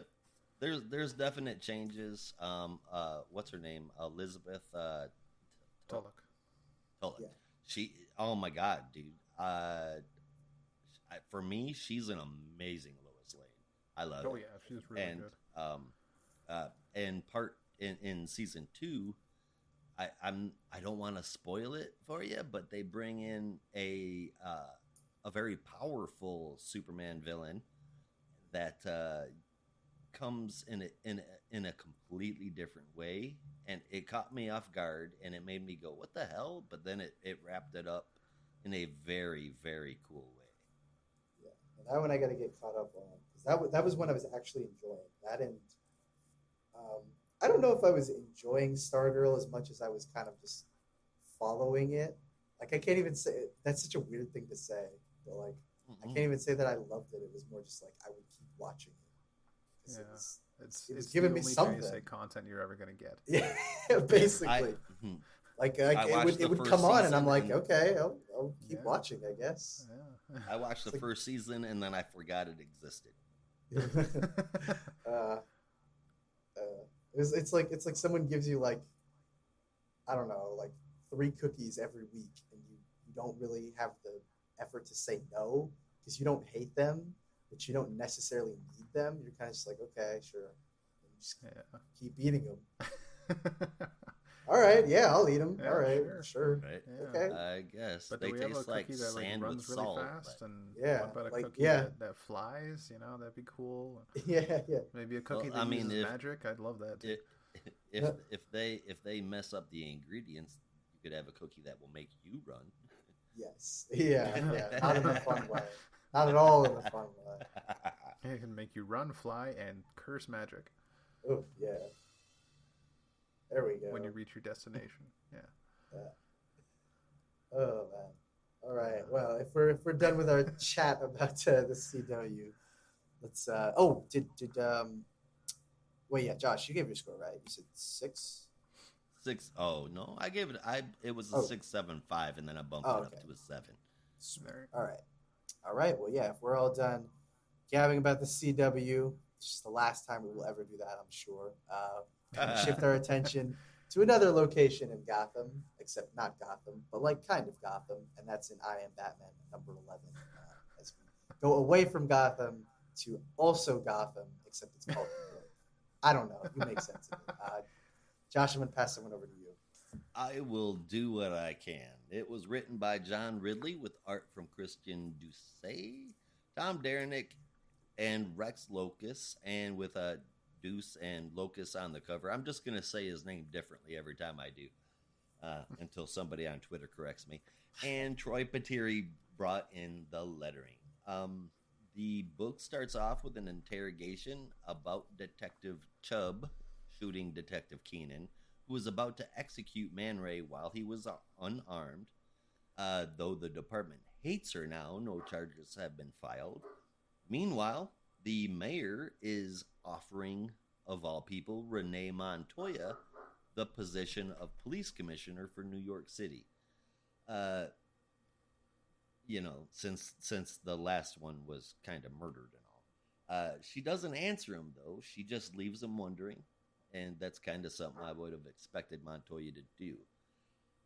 Tamara Fox is finally healed. Well, I mean, mostly. She can get around with a cane. And we find out that Tiffany, the youngest Fox, which I want to say she's like 11, 12, 13 in that area. That, yeah. She's blaming herself for everything that happened to her family, her dad, her brothers, her sister, her mom, the whole 9 yards. She's taking responsibility for it for some reason, saying that she could have stopped it, which I think is pretty odd, but we discussed it prior to this episode, and we're pretty sure we know where it's going. We have a rage-filled preteen that is related to Batman, so, figure it out. Now, while Chubb has a brief talk with Montoya, who happened to be the one that kicked her out of the police department in Gotham, her partner Whitaker calls, and he has a meeting scheduled with the CI, or criminal informant, for those that have never watched Law and Order. But it's a setup. Of course, when she calls in for backup, no one will answer, let alone come help. Meanwhile, after Vol proposes a pretty cool idea for a location for Jace's back quarters, they're calling it the Helix, an abandoned transportation system that was once supposed to connect Harlem with the rest of New York via subway, but was abandoned. In the middle of that conversation, Jace gets a text from Chubb and shows up to rescue her and her partner. In retaliation, Chubb marches into the station and cold cocks Keenan, knocking him to the floor in front of everybody there, which put a smile on my face, and she gave him a warning to not mess with her or her team. Again, no charges filed. The issue ends with Batman watching a meeting between the mayor and a man named Raphael. The mayor wants to know if there really is a kill list and if he's on it. He asks the question twice, and twice Raphael skirts the question. The second time threatening him with someone named Mr. Dreadful. Before the issue closes, though, while Jace is watching that meeting, Renee Montoya shows up behind him and says she needs help with a question. Who really killed Anarchy? And she does so as the question. So cool. Yeah. The art is really good, and this is the Batman officially that I have wanted for a couple of years now. We've got a street level Batman, and I really dig it. There's mystery, there's plot that consistently moves along, there's good characters and good character development, and there's always really awesome art. I'm a really big fan of this book, and it doesn't look like that's going to be changing anytime soon. I gave this an 8.75 out of 10, and then I think after you guys give your opinions, I think we should discuss some of the things that are happening long term in this book. I wish I could be a big fan of this book. It's like it's it's needling me. The sounds mean. The best thing I can say is that I come back every month, but every time I close it, I just feel the same way I did the previous month, which is I wish the pacing could be better. I wish I could compel myself to care a little bit more about some of the aspects of the story. And I still feel like I don't know, I'm waiting for that big decisive moment where I go, I get it. Like I feel like it's there, but I'm just not getting there yet. So consistently, it just feels like it's disappointing, and that really sucks because for this book, it looks like it's not going away anytime soon. It's certainly continued past the 12 issue 12 issue cutoff point. So it's not just a maxi series or anything. Like they're going to keep it running for the foreseeable future, and hopefully it gets a nice long run. The creative team gets to do their thing, but I wish I could be as into it as I want to, but I'm just not there. The art from Duché is great as usual. Tom Derenick I liked a little bit less, but I understand fill-in pages are necessary when they are. But the stuff from Duché, great as usual. Just does a really great job at like facial expressions. I feel like he's severely underrated in that category. They're just kind of throwing action stuff at him, but what he really excels is facial expressions. And definitely very exciting to see Montoya suiting up as the Question again. We saw that in the Lois Lane series 2 years ago, which was really neat. She was teaming up with Vic Sage again, which is nice. So good to see she's still kind of active in that role. And not only that, I love this costume that she has because she's only wearing it like a couple of times. But usually it's like she just has the blank face and like maybe a shirt and the hat, and that's about it. Like they usually keep it pretty low key, but I love it when they give her like the full trench coat, gloves, and everything. Like that's just such a great look, and I wish they would use that design more for Montoya's Question. But in any case, 100% agree yeah, with you. I just wish I could be like as into this book as you and other people seem to be, but it's just not there for me. So I gave it a 7.5. Pretty decent score for a book you're not all that into. Yeah, it's not bad. It's like I just wish it could be more. Yeah, fair enough. I, however, am really digging it. To me, this has become a really good title where it started off really slow. I know we mentioned this before, but New York was the perfect setting. And honestly, all the talk of Gotham that you gave, Brandon, made me think it really should just be Chicago, because You're fucking right. that's what Gotham was Chicago. based on. Yeah. And then it's still another city that exists. It's kind of, it's not New York, no, but it's still a big city with a lot of crime, and it can still have a Batman connection because that's where Jim Gordon was from before he became Gotham. Yeah, it is Detective. in universe. Didn't Nightwing Yeah. do a little bit of time over there before he did? He before he did, went yes. to Blue And Waven? then in the New 52, he went over to Chicago after the death of the family, and then Forever Evil happened. And, well, yeah. Then Yeah. Grayson, and then it's a whole series of cascading events. But yes, he was in Chicago for a Yeah. little Yeah, leading to the worst thing to ever happen to Dick Grayson since he died. bit. Ugh. Oh Jesus! He who shall not be named. Yes, yeah. Yeah. And another thing about New York, though, they keep going on and on about how this is the first time masks are coming to Gotham City. There's never been masks before. Why are we getting masks now? Like, wasn't Power Girl exclusively in New York for a while? Wasn't the And Justice Alan Society Scott. working out of New York like forever? Yeah. It's not the first time there's been masks, and I'm pretty sure that there should currently be supers in New York City. So why is there such an uproar about a Batman? Yeah. It's I kind of weird. I had Power I had Girl, Power interpreted Girl that. didn't wear a mask. Yeah, well, I had interpreted it to That's be like true. a street level comment, which is like most of the supers that they've had in NYC Super. When I say supers, they sound like Incredibles. But most No, of the most of the what you capes that they've had are kind of like JSA types, more classic, like they'll fight Nazis or They're suits, monsters or and something. perhaps Yeah. the commentary on masks actually translates to vigilantes. Yes, yeah. Yeah. Which Okay, I mean, fair again, I mentioned Alan Scott, but kind of a different kind of vigilante. Yeah. It's obviously his powers as opposed to the rest. That's very true. Okay, that's fair. That's fair. My only other But I gripe could be wrong. is no, that's. I think you're right. That's a fair point. My only other gripe about this is in Renee Montoya.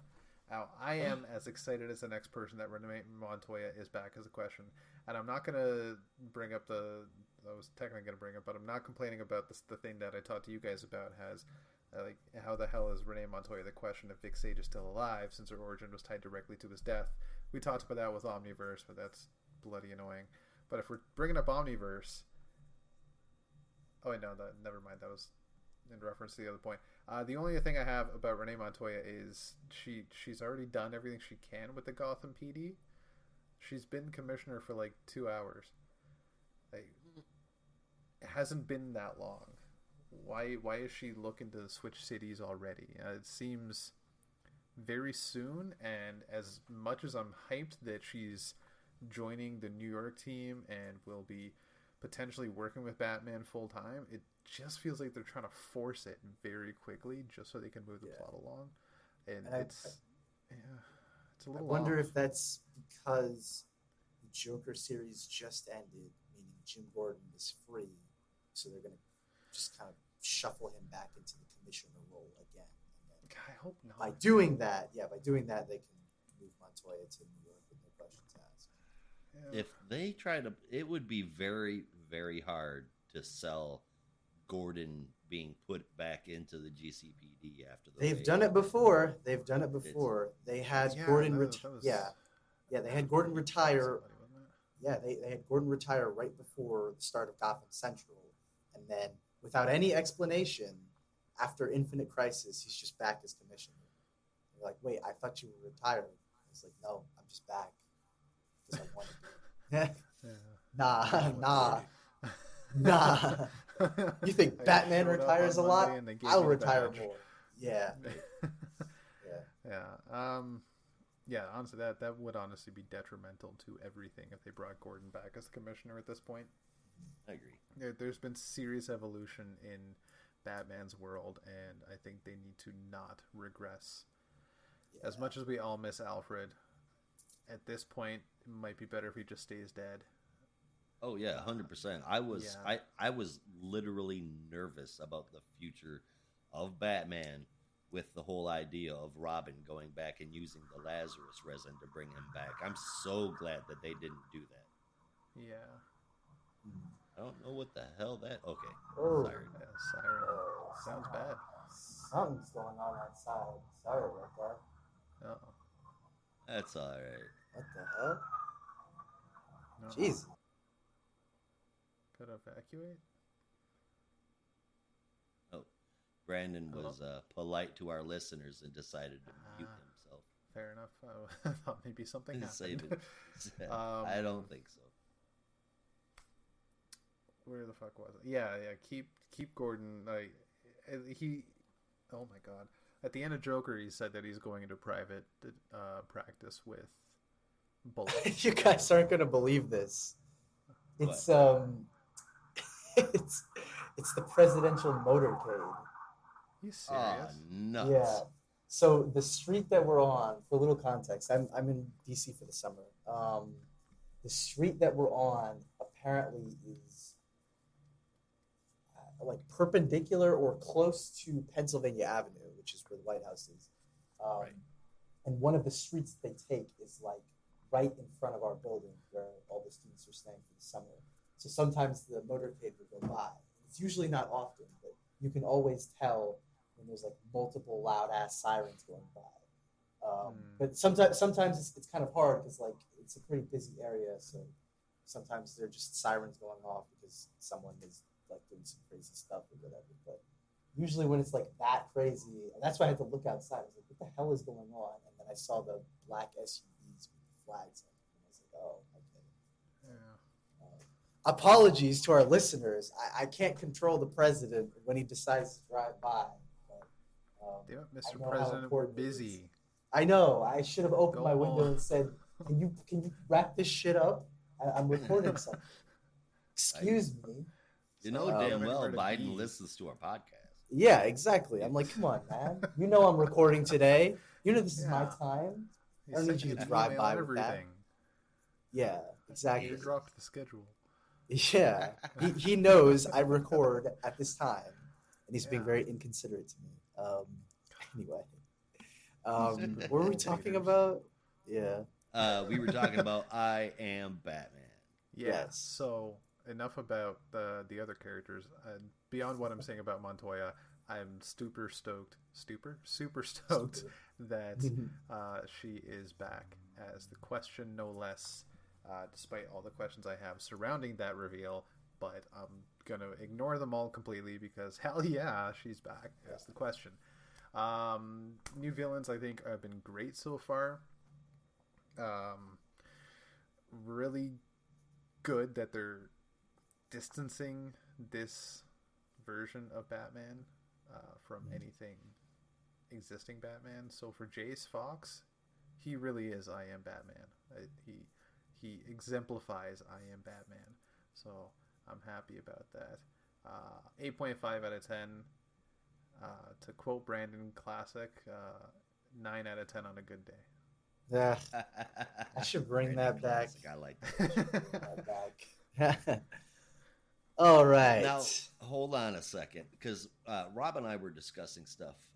Oh, all right. Yesterday, and I can't remember if you got into that conversation or not. I don't think you did. But I may have. My big mouth never stops running. Oh, I think that description belongs to me. But obviously, and I mentioned before that we kind of know where one thing is going with a rage-filled preteen. I think that we are going to get I Am Batman's Robin with his little sister. You guys on board with that train of thought? I definitely think so. If it's any indication, there was a Batman Black and White story a little while ago from John Ridley and Olivia Capel set in the future state world of Batman, where Jace is Batman, obviously. And in that version, Tiff had become like not Robin, but basically his partner, his equivalent of Robin. Yeah, Right. And that was a really cool story. So my guess is if they're still teasing that idea, maybe it won't be the exact same as it was in Future State, but it'll be something similar. And we also got like, if I'm remembering correctly, we had like a scene of Tiff training at the end of next Batman Second Son. So they've been hinting at it for a while. I wouldn't be surprised to see them tease it out. I think that would be very cool. Hopefully, they do it better than the last time they teased something out with the Robin. Um, Rob, I don't know if you remember this, but I remember it because it haunts me. Matt McGinnis in Batman Beyond, they Oh had yeah. teased that he might suit up as Robin for a while, and I loved that idea. I was like, that is such a great idea, and they did. They had him suit up, gave Yeah. him a costume and everything, and then It was just like cool. completely One abandoned. one arc. Yeah. Yeah, one Terry's arc like, was all no, we you're got. not doing it. I was like, It's too no! dangerous. I was so mad. I was so mad it made me echo through your computer. Um, but It was yeah, a no, pretty cool concept too. it was a you super bring cool that up. concept. I was Yeah, so stoked that Matt McGinnis was Robin because it just made Yeah. sense. And if it wasn't going to be Matt, it had to be Max. But Max was too old, so it had Yeah. to be Matt's. yeah, yeah. I thought Max was going to be like either Batgirl or Oracle, but I don't know if they ever did anything with that. But I always liked the idea that Matt could be Robin. Yeah. Because once he found out Terry's secret identity, it was like, oh yeah, of course he would be super supportive of his brother. And they did it, and then threw it away, and I was like, what a waste. So I hope they don't do that. It's kind of fair because that whole thing happened during Dick Grayson's return with Yeah. his daughter becoming Batwoman too, right? If I remember right. Yes. So there's that yeah. whole discussion. Bruce was all for him being Robin, but then they were like, Bruce, you know what happens to Robins. Don't do this. So, Right? I get it, but come on. I'm still salted about it. So, Yeah, but, I mean, currently Terry's alone, and as much as he would want Matt to stay out of the spotlight, especially right now when he's kind of basically powerless, it would be a good time to have backup. yeah, I think he could use it right about now. Yeah. All right. So 3 things happened in this issue. Again, I did give this an 8.75. I do love this series, but 3 things happened in this issue that make me a little cautious, a little worried about what's going to happen. Obviously, we're getting a setup for Tiffany being Robin. Yeah. Second, we have the Question showing up in New York City. And then third, we get this very odd, mysterious character named Mr. Dreadful. To me, Mr. Dreadful sounds as though, because he hasn't appeared on screen, he's only been mentioned by name, it feels as though we are getting set up for a major arch nemesis for Jace Fox. And with those things, and the Batcave. I mean, he's got a Batcave now, an underground bunker, underground place that's huge, got lots of security, and is going to be Batman's headquarters. I am worried that they're going to turn this into just another Gotham. Yes, yeah, I was just about to say that. It has so much potential. We do not need to replicate everything that happened in Gotham in I Am Batman. We don't need different representations of characters. I'm all for Jace getting a Robin, 100%. Yeah, And or, I mean, the you don't have to idea- call her Robin. Yeah. She could just be her or his partner. You know, Right. Or Batman whatever works with the people. name might That's be. yeah, that's a good thing. But yeah, I'm right there with you. I would hate for them to just basically do the same thing that they already did with Batman, because then people would just accuse it of being unoriginal. Which, even if I'm not in love with it, I can at least concede that it's trying to do new things, and I hope that it doesn't just become a copycat Batman book. That would suck. Yeah. Which so far it really hasn't been. It Yeah. definitely has been a very gritty, almost cop drama with a cape, which I think has been a very nice spin. Me too.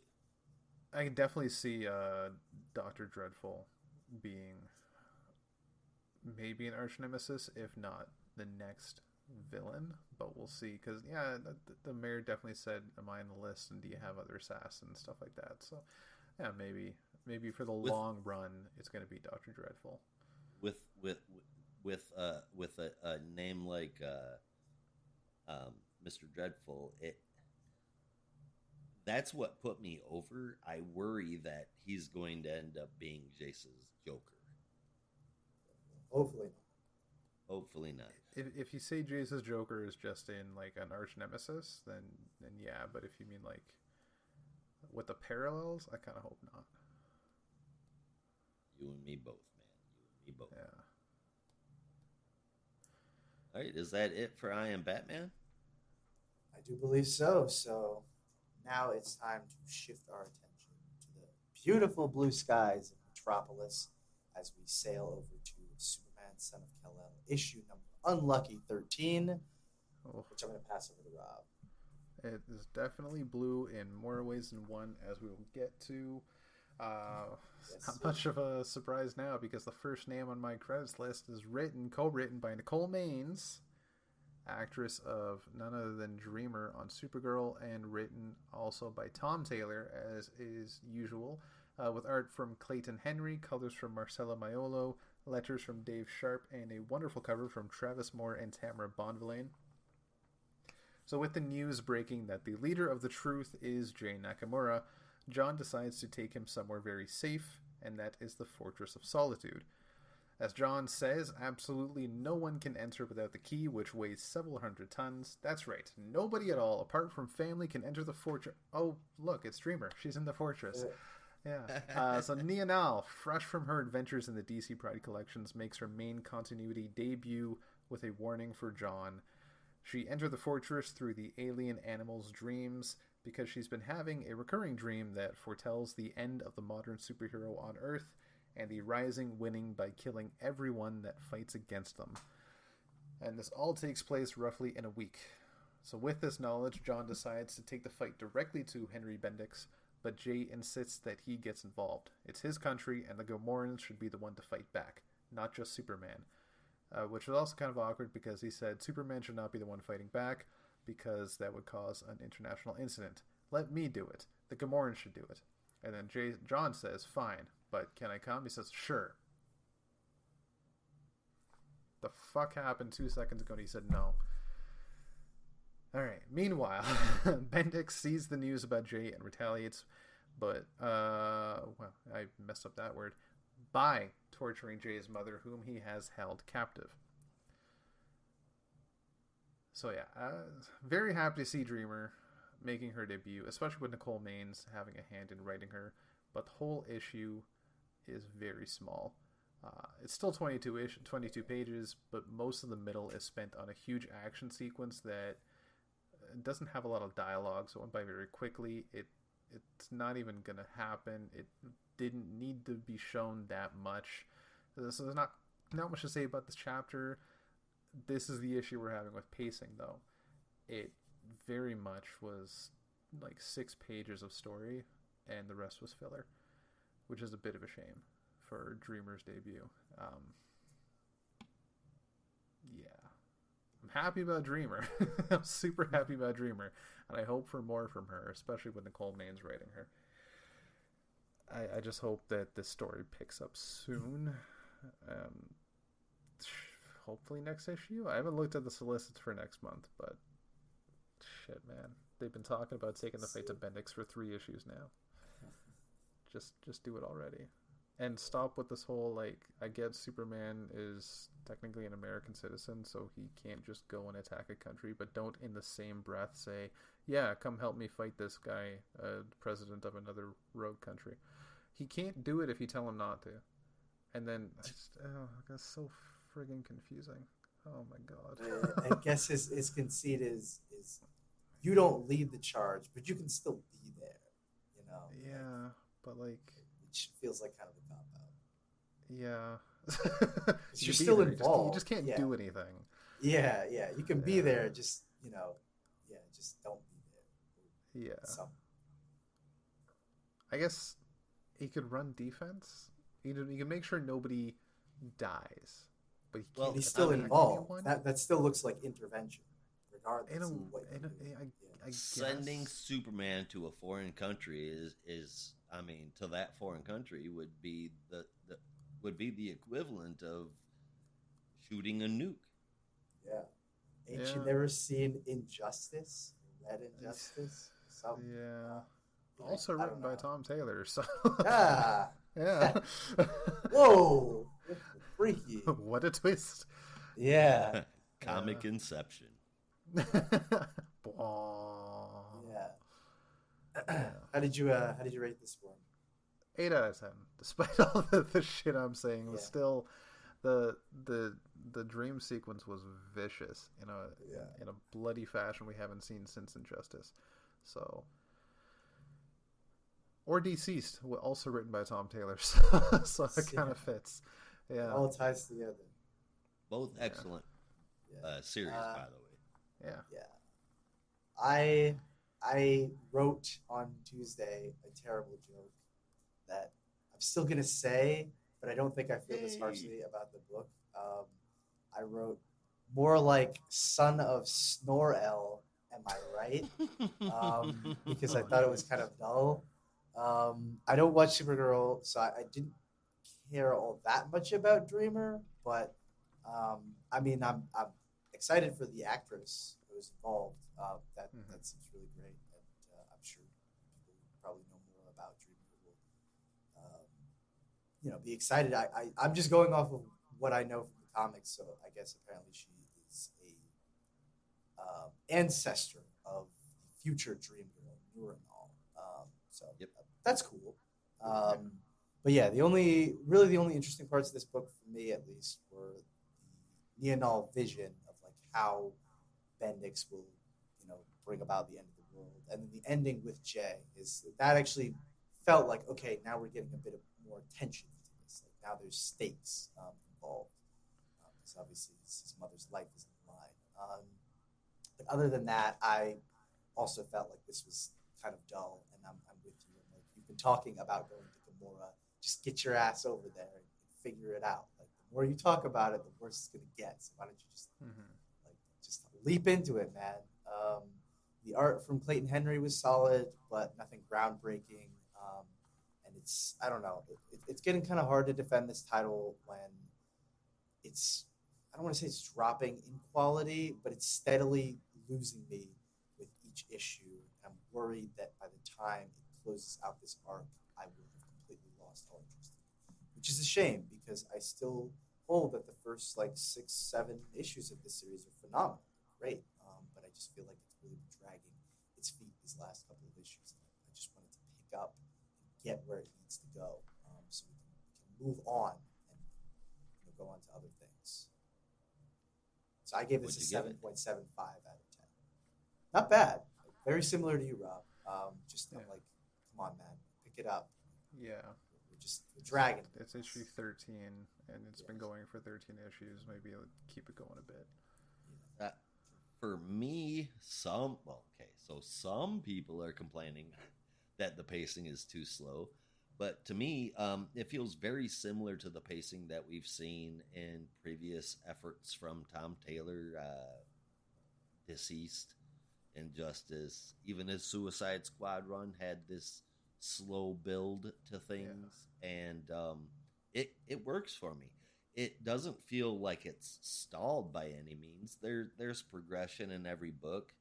I don't mind Henry, I don't mind a slow build. I wish it wasn't as repetitive in that build because you can build towards something amazing. Like I'm thinking of it just because it's fresh on my mind. I'm thinking of like John Hickman's Time Runs Out, which is basically 20 issues of them standing around saying the incursions are coming. What the hell do we do? But each issue, not everyone, mind you, so I won't be too generous, but most of the issues were like, okay, different perspective, different thought process. Like, give me something new. Just don't say the same thing over because I feel like it's a repetition of Jay's like, you need to help Gamora, and John's like, yeah, I know, I kind of want to, but I don't know if I can because I mean, I'm an American citizen, but like kind of dicey, but I feel like I should, but I don't really know. And it's like, my God, man, I know teenagers are supposed to be indecisive, but come on, you're better than this. You're supposed to be Superman. You're supposed to be like, come on, make up your fucking mind already. it could incite a world war. Yeah, but it's like you're saying the same thing over and over again. It's like I got it the first time. Plus, comics are a monthly business, so we're getting this over 3 months, which is starting to feel almost comical. That's my concern. It's just like I don't mind a slow build. I just wish it was in a slow build that was also repetitive. This comic is almost starting to feel what? Oh, I said repetitive. I said I don't mind a slow build. I just wish it wasn't repetitive in what it's building, how it's. You said this comic was comical. Oh my God! Yes, yes. I dropped it so fast I didn't even realize I did it. Oh man, I think this was a pretty good introduction for Dreamer. I'm glad. I'm glad that they got the what's her name again, Rob? Nia Nal? No, well, I know the actress Nicole Maines. I'm glad that she was involved in it. She was involved in the development of the character in Supergirl as well. So I think, given that this is her baby, I'm glad to see that she's a big part of it. However, I do not want Dreamer as a part of this book. If we're gonna have Dreamer out, let's put Dreamer in her own damn series, or have her team up on a team book, which I would not be opposed to in any way, shape, or form. It would be pretty cool to see her and Raven teaming up for some kind of supernatural event. That would be pretty neat. For me, I'm glad to see that I was right about last issue when I said that the Gamora War was only 1 or 2 issues away, and it does look like it's going to be starting up next issue. I, for one, can't wait for next month. Clayton Henry, who for me is very hit or miss, has over the past, I want to say 6 months, maybe even a year, he's decided to get that weird long face that he always does. He's shrinking it down, and that makes his art freaking look really good, and I really dig the story. As far as I'm concerned, this is another great one from Sir Tom Taylor of Australia, and I gave it 8.25 out of 10. Fair enough. All right. Well, with all that said, we're going to move on to our last book for the night. Certainly not the least one, and that is Dark Crisis, World Without a Justice League, Superman #1, The Dream. It's such a long title. It feels like it needs just a little extra. But yes, this is the Dark Crisis, World Without a Justice League Superman tie-in, first of the World Without a Justice League tie-ins, and it is brought to us by quite the unexpected team of Tom King on the story, with art from Chris Burnham, colors from Adriano Lucas, and letters from Troy Pateri. John Kent struggles with growing up during his teenage years. As being the son of Superman, he must learn how to juggle the responsibility he has to his family and to Earth, while still wanting to go out into the galaxy and save the people he sees are in distress. There are, of course, lighter moments of growing up as a teen, especially a super teen, but John desires to go beyond the bounds of Earth. Between the ages of 13 and 17, we see him wrestle with this idea before he finally leaves Earth on his 18th birthday, going off into the distant corners of the galaxy, to save those he could not save when he was younger. A very emotional, hard-hitting, certainly, I wrote that wrong, from the jump. A very emotional, hard-hitting story, certainly, but a short and sweet one. Effectively shows the turmoil of John Kent's teen years, being a super teen, while also highlighting what a super dad Superman really is. I was very proud when I wrote that line. Reminded me of some of the other great tie-ins that Tom King has done, like the famous Darkseid War Green Lantern tie-in, the Grayson's Future End tie-in. Both really good, both exceptional one-and-done stories. Gorgeous art from Chris Burnham, which is par for the course, and I hope he has more projects in the works, both inside and outside of DC. I don't see much of his stuff lately. I wish I could see more. It's really good. But yeah, I really dug this one. And I gave the main story an 8.5. As for our backup story, we're not quite done. We have Aquaman by Brandon Thomas with art from Kiko Osio, colors from Sebastian Chung, and letters from Troy Terry. In the backup, Aquaman and the Aqua family are preparing for a ceremony while trouble is brewing in the background. A villain of Andy Curry's, known as Charlatan, has planted bombs around the ceremony. There isn't much worry, however, since Jess Quick, aka the Flash of Earth 11, aka Andy's boyfriend, has dismantled them before anything disastrous can occur and leaves with the rest of the Aqua family to deal with Charlatan. Following a successful battle, Arthur is pleased with the state of the family and the relative peace they've achieved, but knows in his heart that it is not real and unearned. He suspects that he is trapped somewhere and vows that he will make his way out, showing the person that did this that he is not one to be killed so easily. This was also a very solid story, but way too short. Could have been a whole story and should have been set during this era. And even though we've seen elements of this future of Aquaman before in Future State, it would have been nice to just see more. Really cool art from Fico Ocio, but nothing stand out. Solid story all around, but my biggest complaint is this should not have been 10 pages. It should have been 20 or 30. I would have easily read an entire issue in this future of Aquaman again. But yeah, this one I gave an 8 out of 10. So total score, 8.25. Very satisfied with this How about you, Rob? I'll let you go first. Yeah? Oh, yes. All right. So, with the Superman portion of this book, I can give my opinion pretty quickly. In fact, I can do it in just 3 words: dumb and ugly. There really isn't much more to say about it. John wears a Robin costume. John gets a motorcycle. Clark lets John go off to defend the whole universe while he handles just Earth. Lois is mean. And Clark knows that he had a life before. You can tell that because he says, "I didn't miss him growing up this time." All of this is nonsensical. It's bad. I don't appreciate it at all. I gave that part a 5.5. The Aquaman part, it looks a whole... I didn't like anything about that story, man. And I'll give you Nightwing Futures End. That was awesome.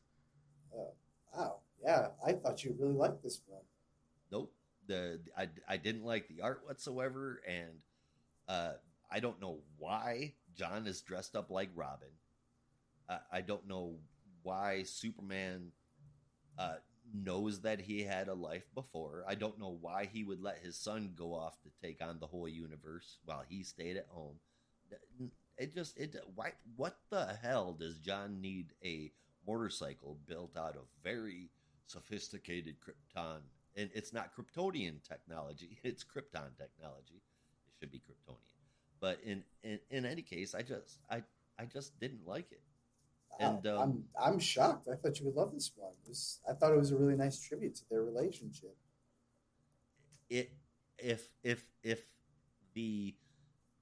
That's what I was wanting, and I love seeing the relationship between the two of them.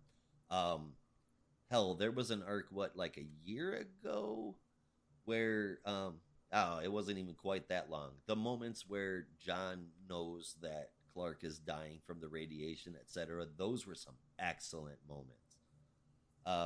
If we would have gotten something in that vein, I definitely would have been a huge fan. But nothing Clark does here makes sense.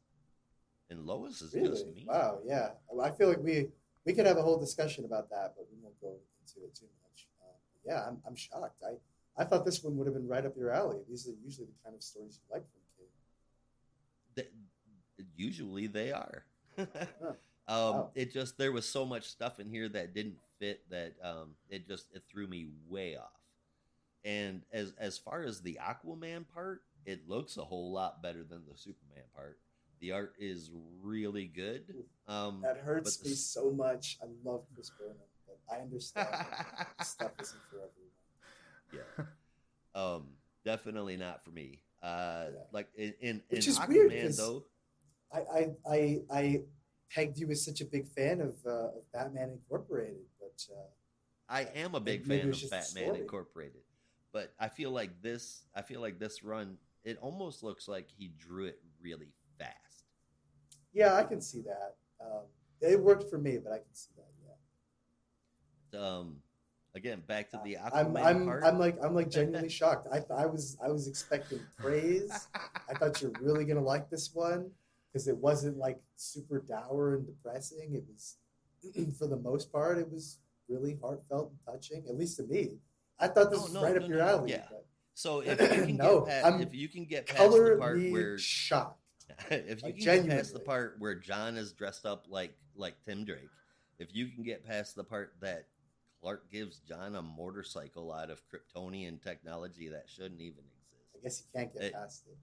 yeah, that it didn't work for me. But if you can get past that stuff, then this will be a very not very emotional, but an emotionally based story that most people should enjoy.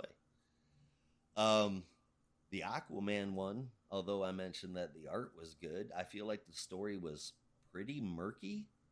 I'm assuming that this is Arthur in his own personal world, as all of the heroes should be in, but Yes. he knows that he had a life before too, and none of that makes sense in either book because Barry had no clue. I feel like writers need to be talkers, Oh at yeah. least when I guess they're I kind of forgot about collaborating that. together, when a big event is happening.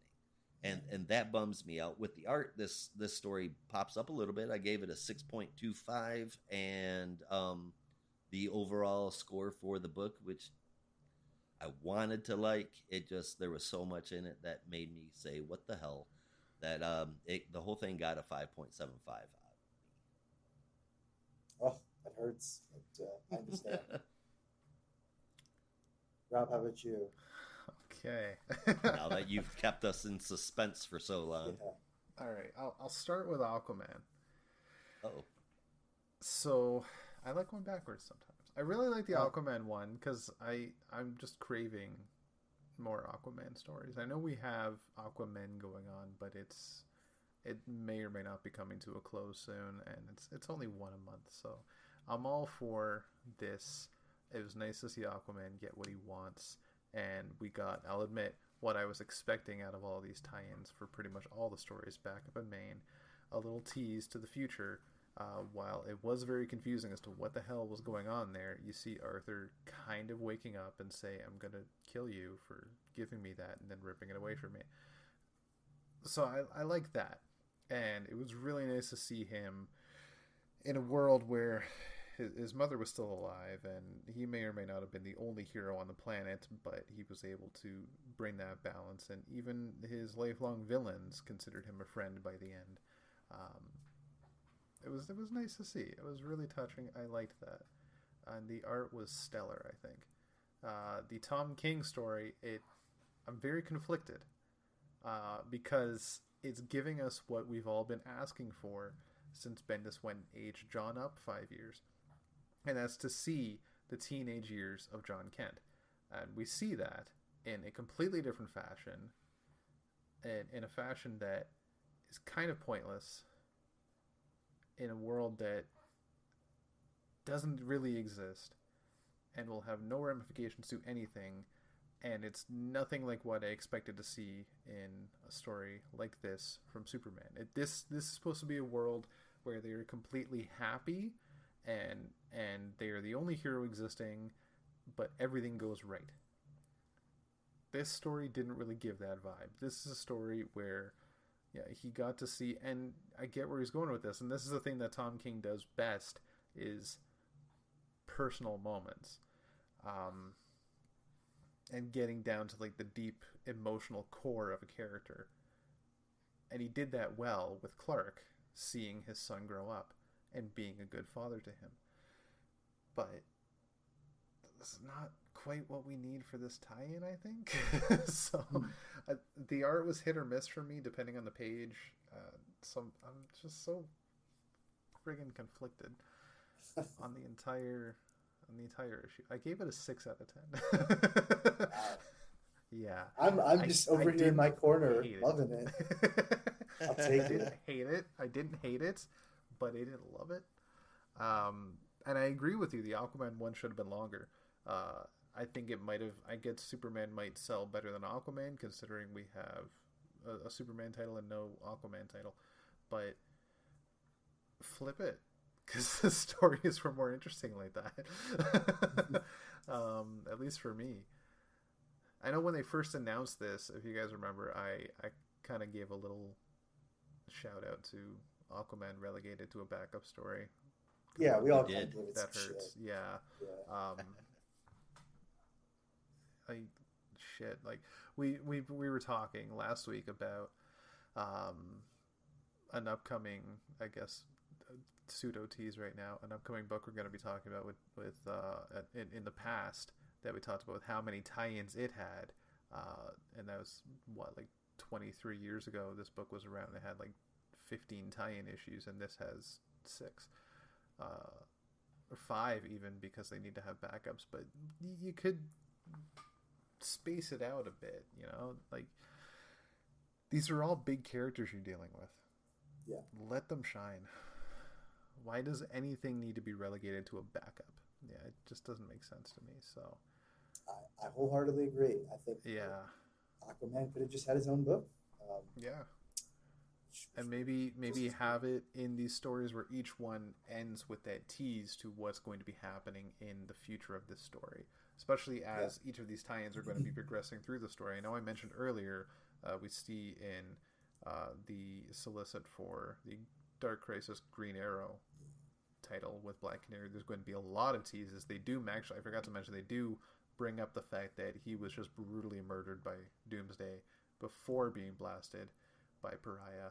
So how is he alive? They do mention that, so that will most likely be brought up. So there's going to be teases in the future, but it would have been better if each story ended with that tease of them starting to wonder what the hell's going on, or even if it was better timed with the Flash tie-in, because I think they're teasing that once Wally and Wallace find Barry, they're going to start to wonder where the rest of the Justice League is. So Yeah, we'll no, I see. mean, honestly, if they really wanted to commit to the idea of, you know, the Justice League are on these individual worlds, there's like no connection to them. They could have done the really baller move, although they would never do it, and do what Marvel did over in Secret Wars, which is just cancel all the titles of the people who are trapped on these Earths, so you have absolutely nowhere to look, you know, for where they might be.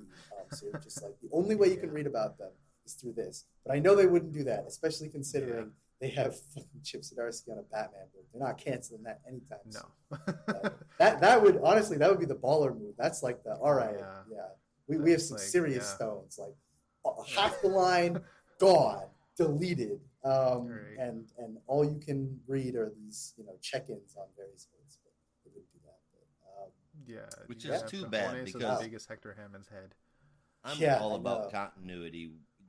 Everybody knows that continuity matters a lot to me, and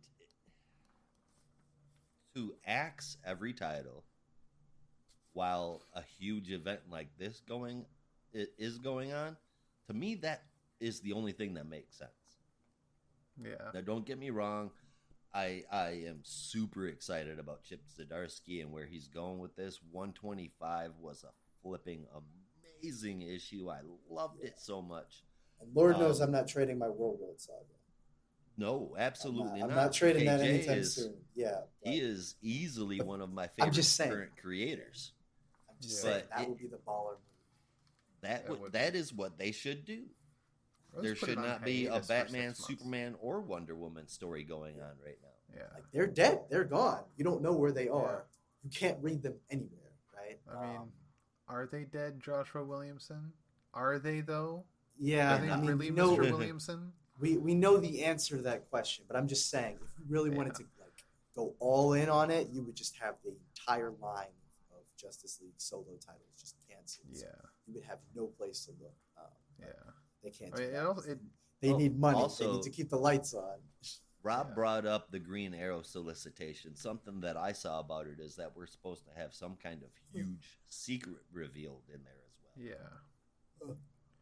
I suspect that might have to do with the Black Canary story.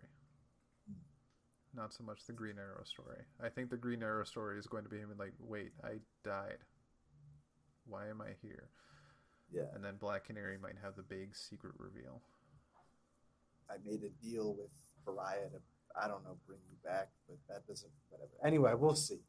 Yeah. Point is, we'll just have She's been to schlepping Deathstroke. Yeah. Oh God. Oh, please, yeah. Let's not do that. Well, Yeah. That's the reason why he went from regular to Mohawk. Yeah. Well, I did make the joke that both of them have goatees, but Very true. I just wanted to leave it at that because it's gross. Oh. Because he made that comment in issue 6 of Deathstroke Inc. He's like, "Hey, I'm a king now, and you know every king needs his queen, and I know you like guys who have goatees and are pretty adept at marksmanship. So I'm just saying, you know." Brown chicken, brown cow. Exactly. Like you know, if you have to make a decision based on everything I know about you, I think that would be the wise one. But anyway, before we get into a very disgusting dark hole, let's get into a hole that's a little bit lighter. Wait, as we make before our way get to our- into that, Oh, just one more thing. You mentioned that he had a mohawk, and I know I've realized this, but I just thought I really hope they're not trying to play off or mention that he has a mohawk because he's like a one-man army corps. Just don't Oh do God. uh, that. Don't do that. that sounds so dumb. I could definitely see it happening. You know? Yeah. Just don't like, do it, please. Yeah. Without fail, I could see Yeah. them making a joke like that.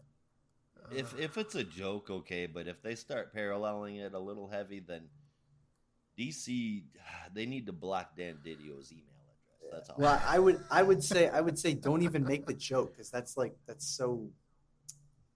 Yeah, Dumb. that's so low. dumb. That's so low. so like dumb. you Unless would- they anyway. somehow bring back Brother Eye and he gets infected with the OMAC virus. It Uh, becomes those OMACs that were in Infinite Crisis. Oh Lord. Which Yeah. again, just don't. Yeah, don't let's not Don't. do that. To We've had quote enough of Brother the Eye. only good movie And in the Star Wars sequel trilogy, Let the Past Die. Yes, kill it. if Or you was have that to. episode 7? If it was episode 7, yes. If it was episode 8, the worst movie in the sequel trilogy. I actually think it was episode 8, but it's all good. Okay, It doesn't really yes. matter. Yeah. I need yeah. to clarify. I do not think episode 8 is the best movie in the sequel Yeah. trilogy. I definitely Ugh. don't. Yeah. Yeah. I still haven't seen episode 9. Don't. Don't. I'm not gonna. Don't do Don't. it. It's Not- it is I'm not gonna. 7 and it 8. is- it I is mean, like 1, 2, 3, 7, genuinely- and 8. yeah. There's It is- there is one good moment, and Marvel did it better. It is genuinely one of the most exhausting movies I've ever seen. And I'm not even just saying Yeah. that like it was bad. I mean, I walked out of the theater and I was like, why am I tired? It's just so it is so, no, I'm not even kidding. Like it was like it's just so much so fast that by the Yeah. time you get to, hour 2.5, you're like, God, I just want to go to Yeah. sleep. This is too much. Some of the combat was cool. Part but, 7. like, When in the very first time he breaks out his lightsaber, that was sick. That was amazing. And that's the Finn. only good thing that I can say about parts 7 and 8 was that one scene where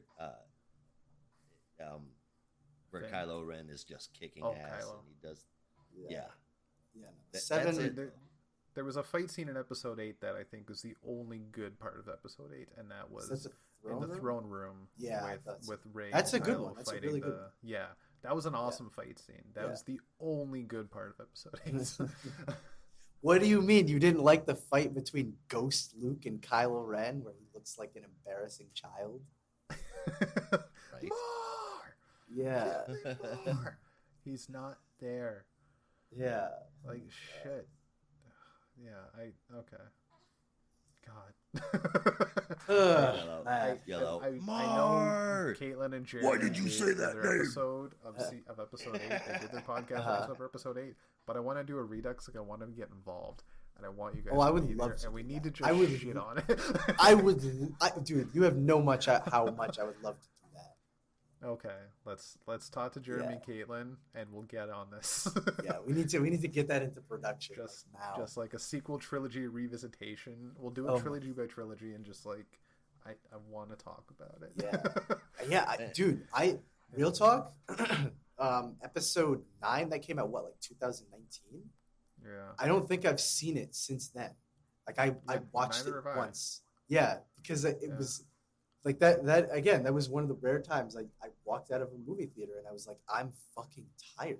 I don't Yeah. want to watch this again. I mean, because you wanna had know- to- it's not just that you're watching it. Everything that happened, you had to think about it. Like, Yes, does because that, it's does that make like, sense? yeah, like Is wait. that a It's- thing? It was Slow down. I literally Pause. it was crazy that this was before the pandemic where now like if you're going to a theater you almost feel weird like I wish I could slow down and pause it and take a break.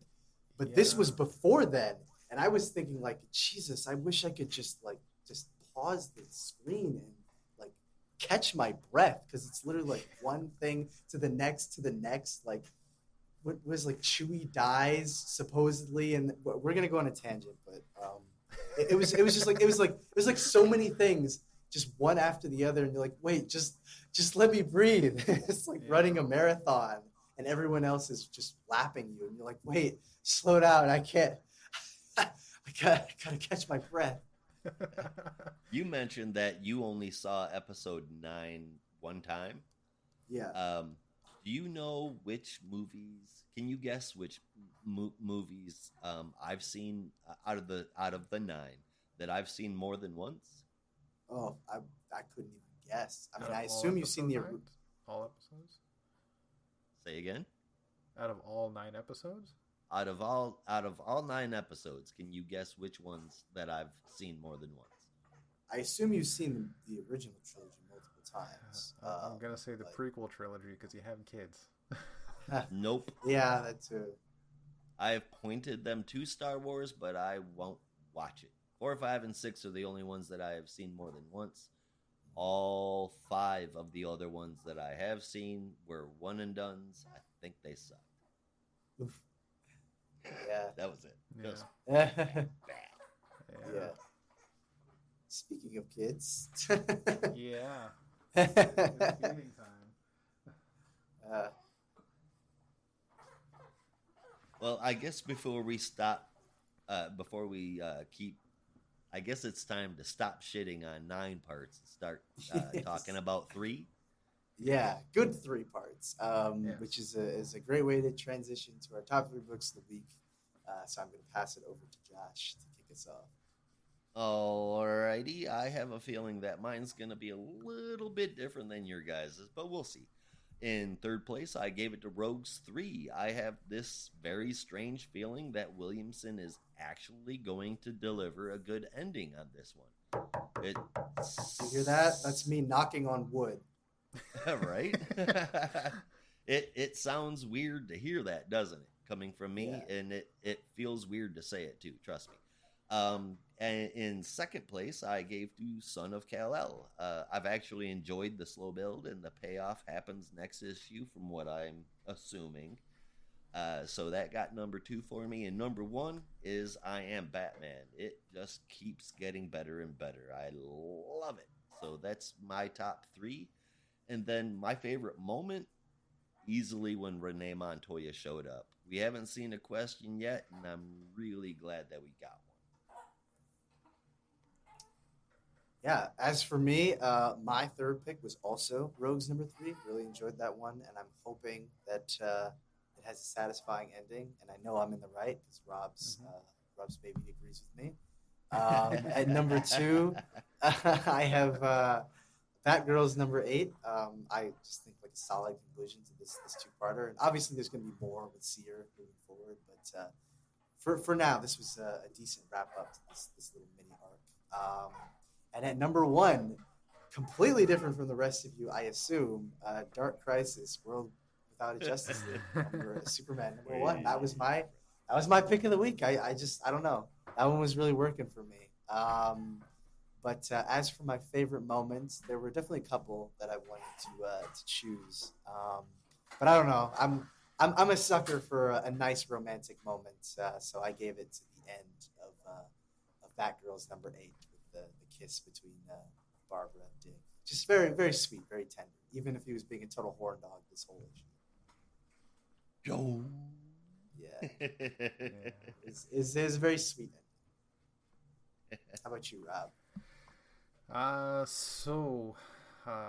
As I previously stated, Rogues #3, I have a sneaking suspicion would take my #1 spot, but since I did not get a chance yet, for now, I have at #3, I have Batgirls.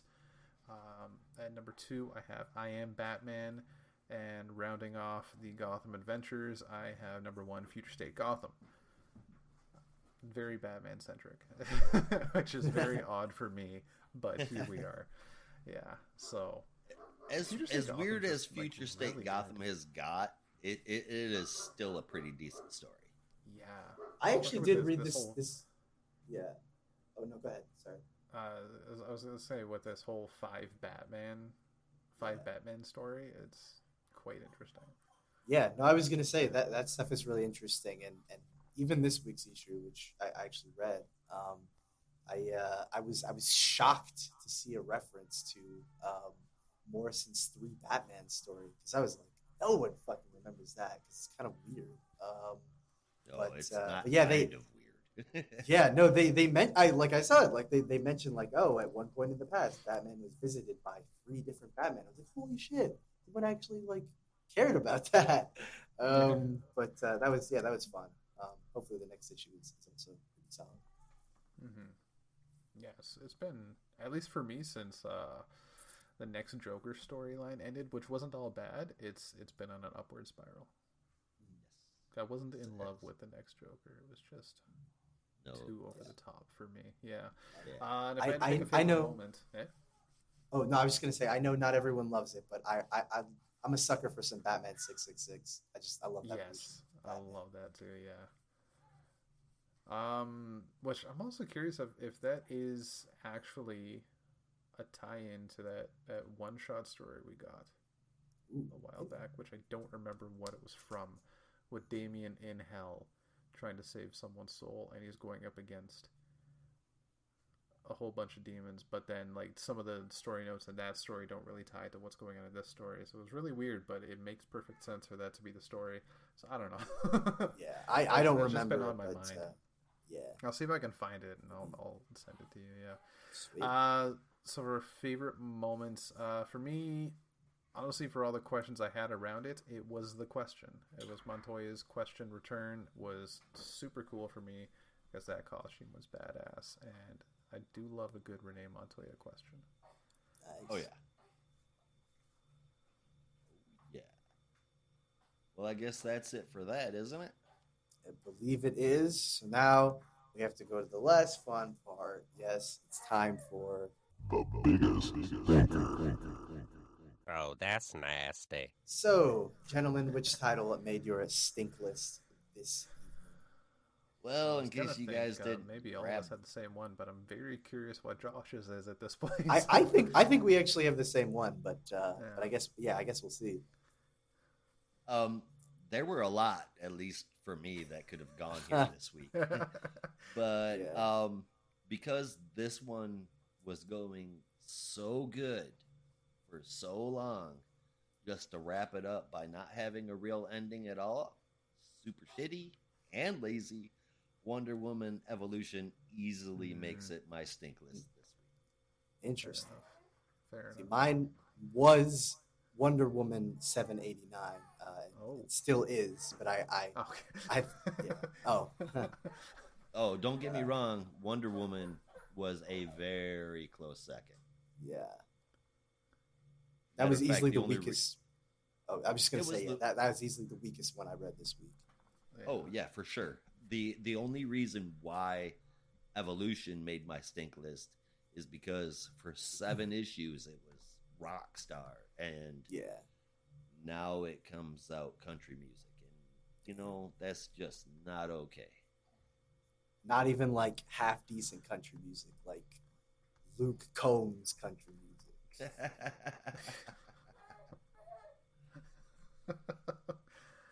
Yeah. I just pissed off a ton of Luke Combs fans, I'm sure. All three of them. I listen to so little country. I have no idea who Luke Combs is. He's Yeah, terrible. same here. Yeah, Is he? Yeah, he's I feel like it's a he's name just I've like heard in passing. yeah. You've almost certainly heard one single or another from him if you just listen to like FM radio at all. But yeah, it's or even just like music. But yeah, it's like just the embodiment of generic, bland country music of the 21st century. Yeah. Yeah. Do you know what happens if you play a country song backwards? What? Rap? You get your truck back, you get your dog back, your wife comes home. My wife comes home. Yes, finally. I've been wondering where she was. She's in the truck with the dog. All right, so yours is Wonder Woman? Yes. So mine is what I don't know why I said was. It still is. It still is. It was yeah. and it still is. Yeah, so It so didn't was mine, change. and also still is Wonder Woman 789. Yeah. Yeah. Just, No, I was just disappointing. It's yeah, as I bland was and white bread as milk. I was gonna say we all chose Wonder Woman books this week, so maybe we've been drinking too much milk. Absolutely not. Absolutely not. And again, I would have been. We would have had the exact same issue if I wasn't so let down by Evolution. Yeah. But For me, I just have hope that Evolution might have a bigger resolution somewhere down the line. But I know it's never going to happen. I try to hold on. As Superman said in the story, that symbol on his chest is all about hope, and I'm holding on to that hope because that symbol on his chest was so friggin' big. It's enough hope for everyone. Exactly. Yeah. Who knows? Maybe there will be an Evolution Part 2, and I'll have to apologize for this. But I doubt. Maybe. Yeah. All right, but before we sign off, is anyone interested in talking about the dump list? I mean, I don't have anything to nominate. I just figure at this point, like, we just have to suffer through Wonder Woman. The best part is that it only comes out once a month, so you know I can abide by that. I can torture myself, but I don't have anything to add. Yeah, that's the thing. We put it on the dump list previously when it first came back, post Infinite or post Death Metal, and then we brought it back because it started to pick up, and now it's just dropping again. Yeah. If stocks have taught me anything, it's back. Oh my God. Back up. Dude, we're on the same wavelength. I was literally just about to say it's like running the stock market. It's just up and down. Oh, yes. Yeah. Yes. I don't know. Did you have something for the dump list, Josh? Wonder Woman. But if no one else is on board, we'll keep on going. I don't have a problem with keeping it in the reviews. You guys know. I'm okay I love taking it off, talking but shit about we comic need books. something to put on the biggest stinker. I don't want to put it Yeah. there, so Fair enough. All right, that we'll sounds keep bad. I'm Wonder sorry. Woman. Yeah. Maybe if it like just gets even worse, like impossibly worse, then yeah, we'll move it. Yeah. But If all of us like consistently score it lower than a 5, yeah, Yeah. just dump it. yeah. All right, time to go. Schlepping. Definitely not Shui. Yeah. All right. Well, if we have nothing else to possibly nominate for the dump list, then we are going to call it a night. Thank you for listening, everybody. That's been our show. We will be here next week talking comics, and of course, we hope you'll stop by. Remember to go to buymeacoffee.com/NAR podcasts. Again, for one-time donation or subscription. We've got a lot of great stuff on Discord. If you ever just want to chat about movies or comics or any other random thing that comes to your mind, we have a crew of crazy people that would love to talk to you and are definitely worth talking to. And we hope you'll consider, coming by and supporting us. But with that, there's only one way that we say goodbye around here. Until next time. Be good to each other. And don't be a robot.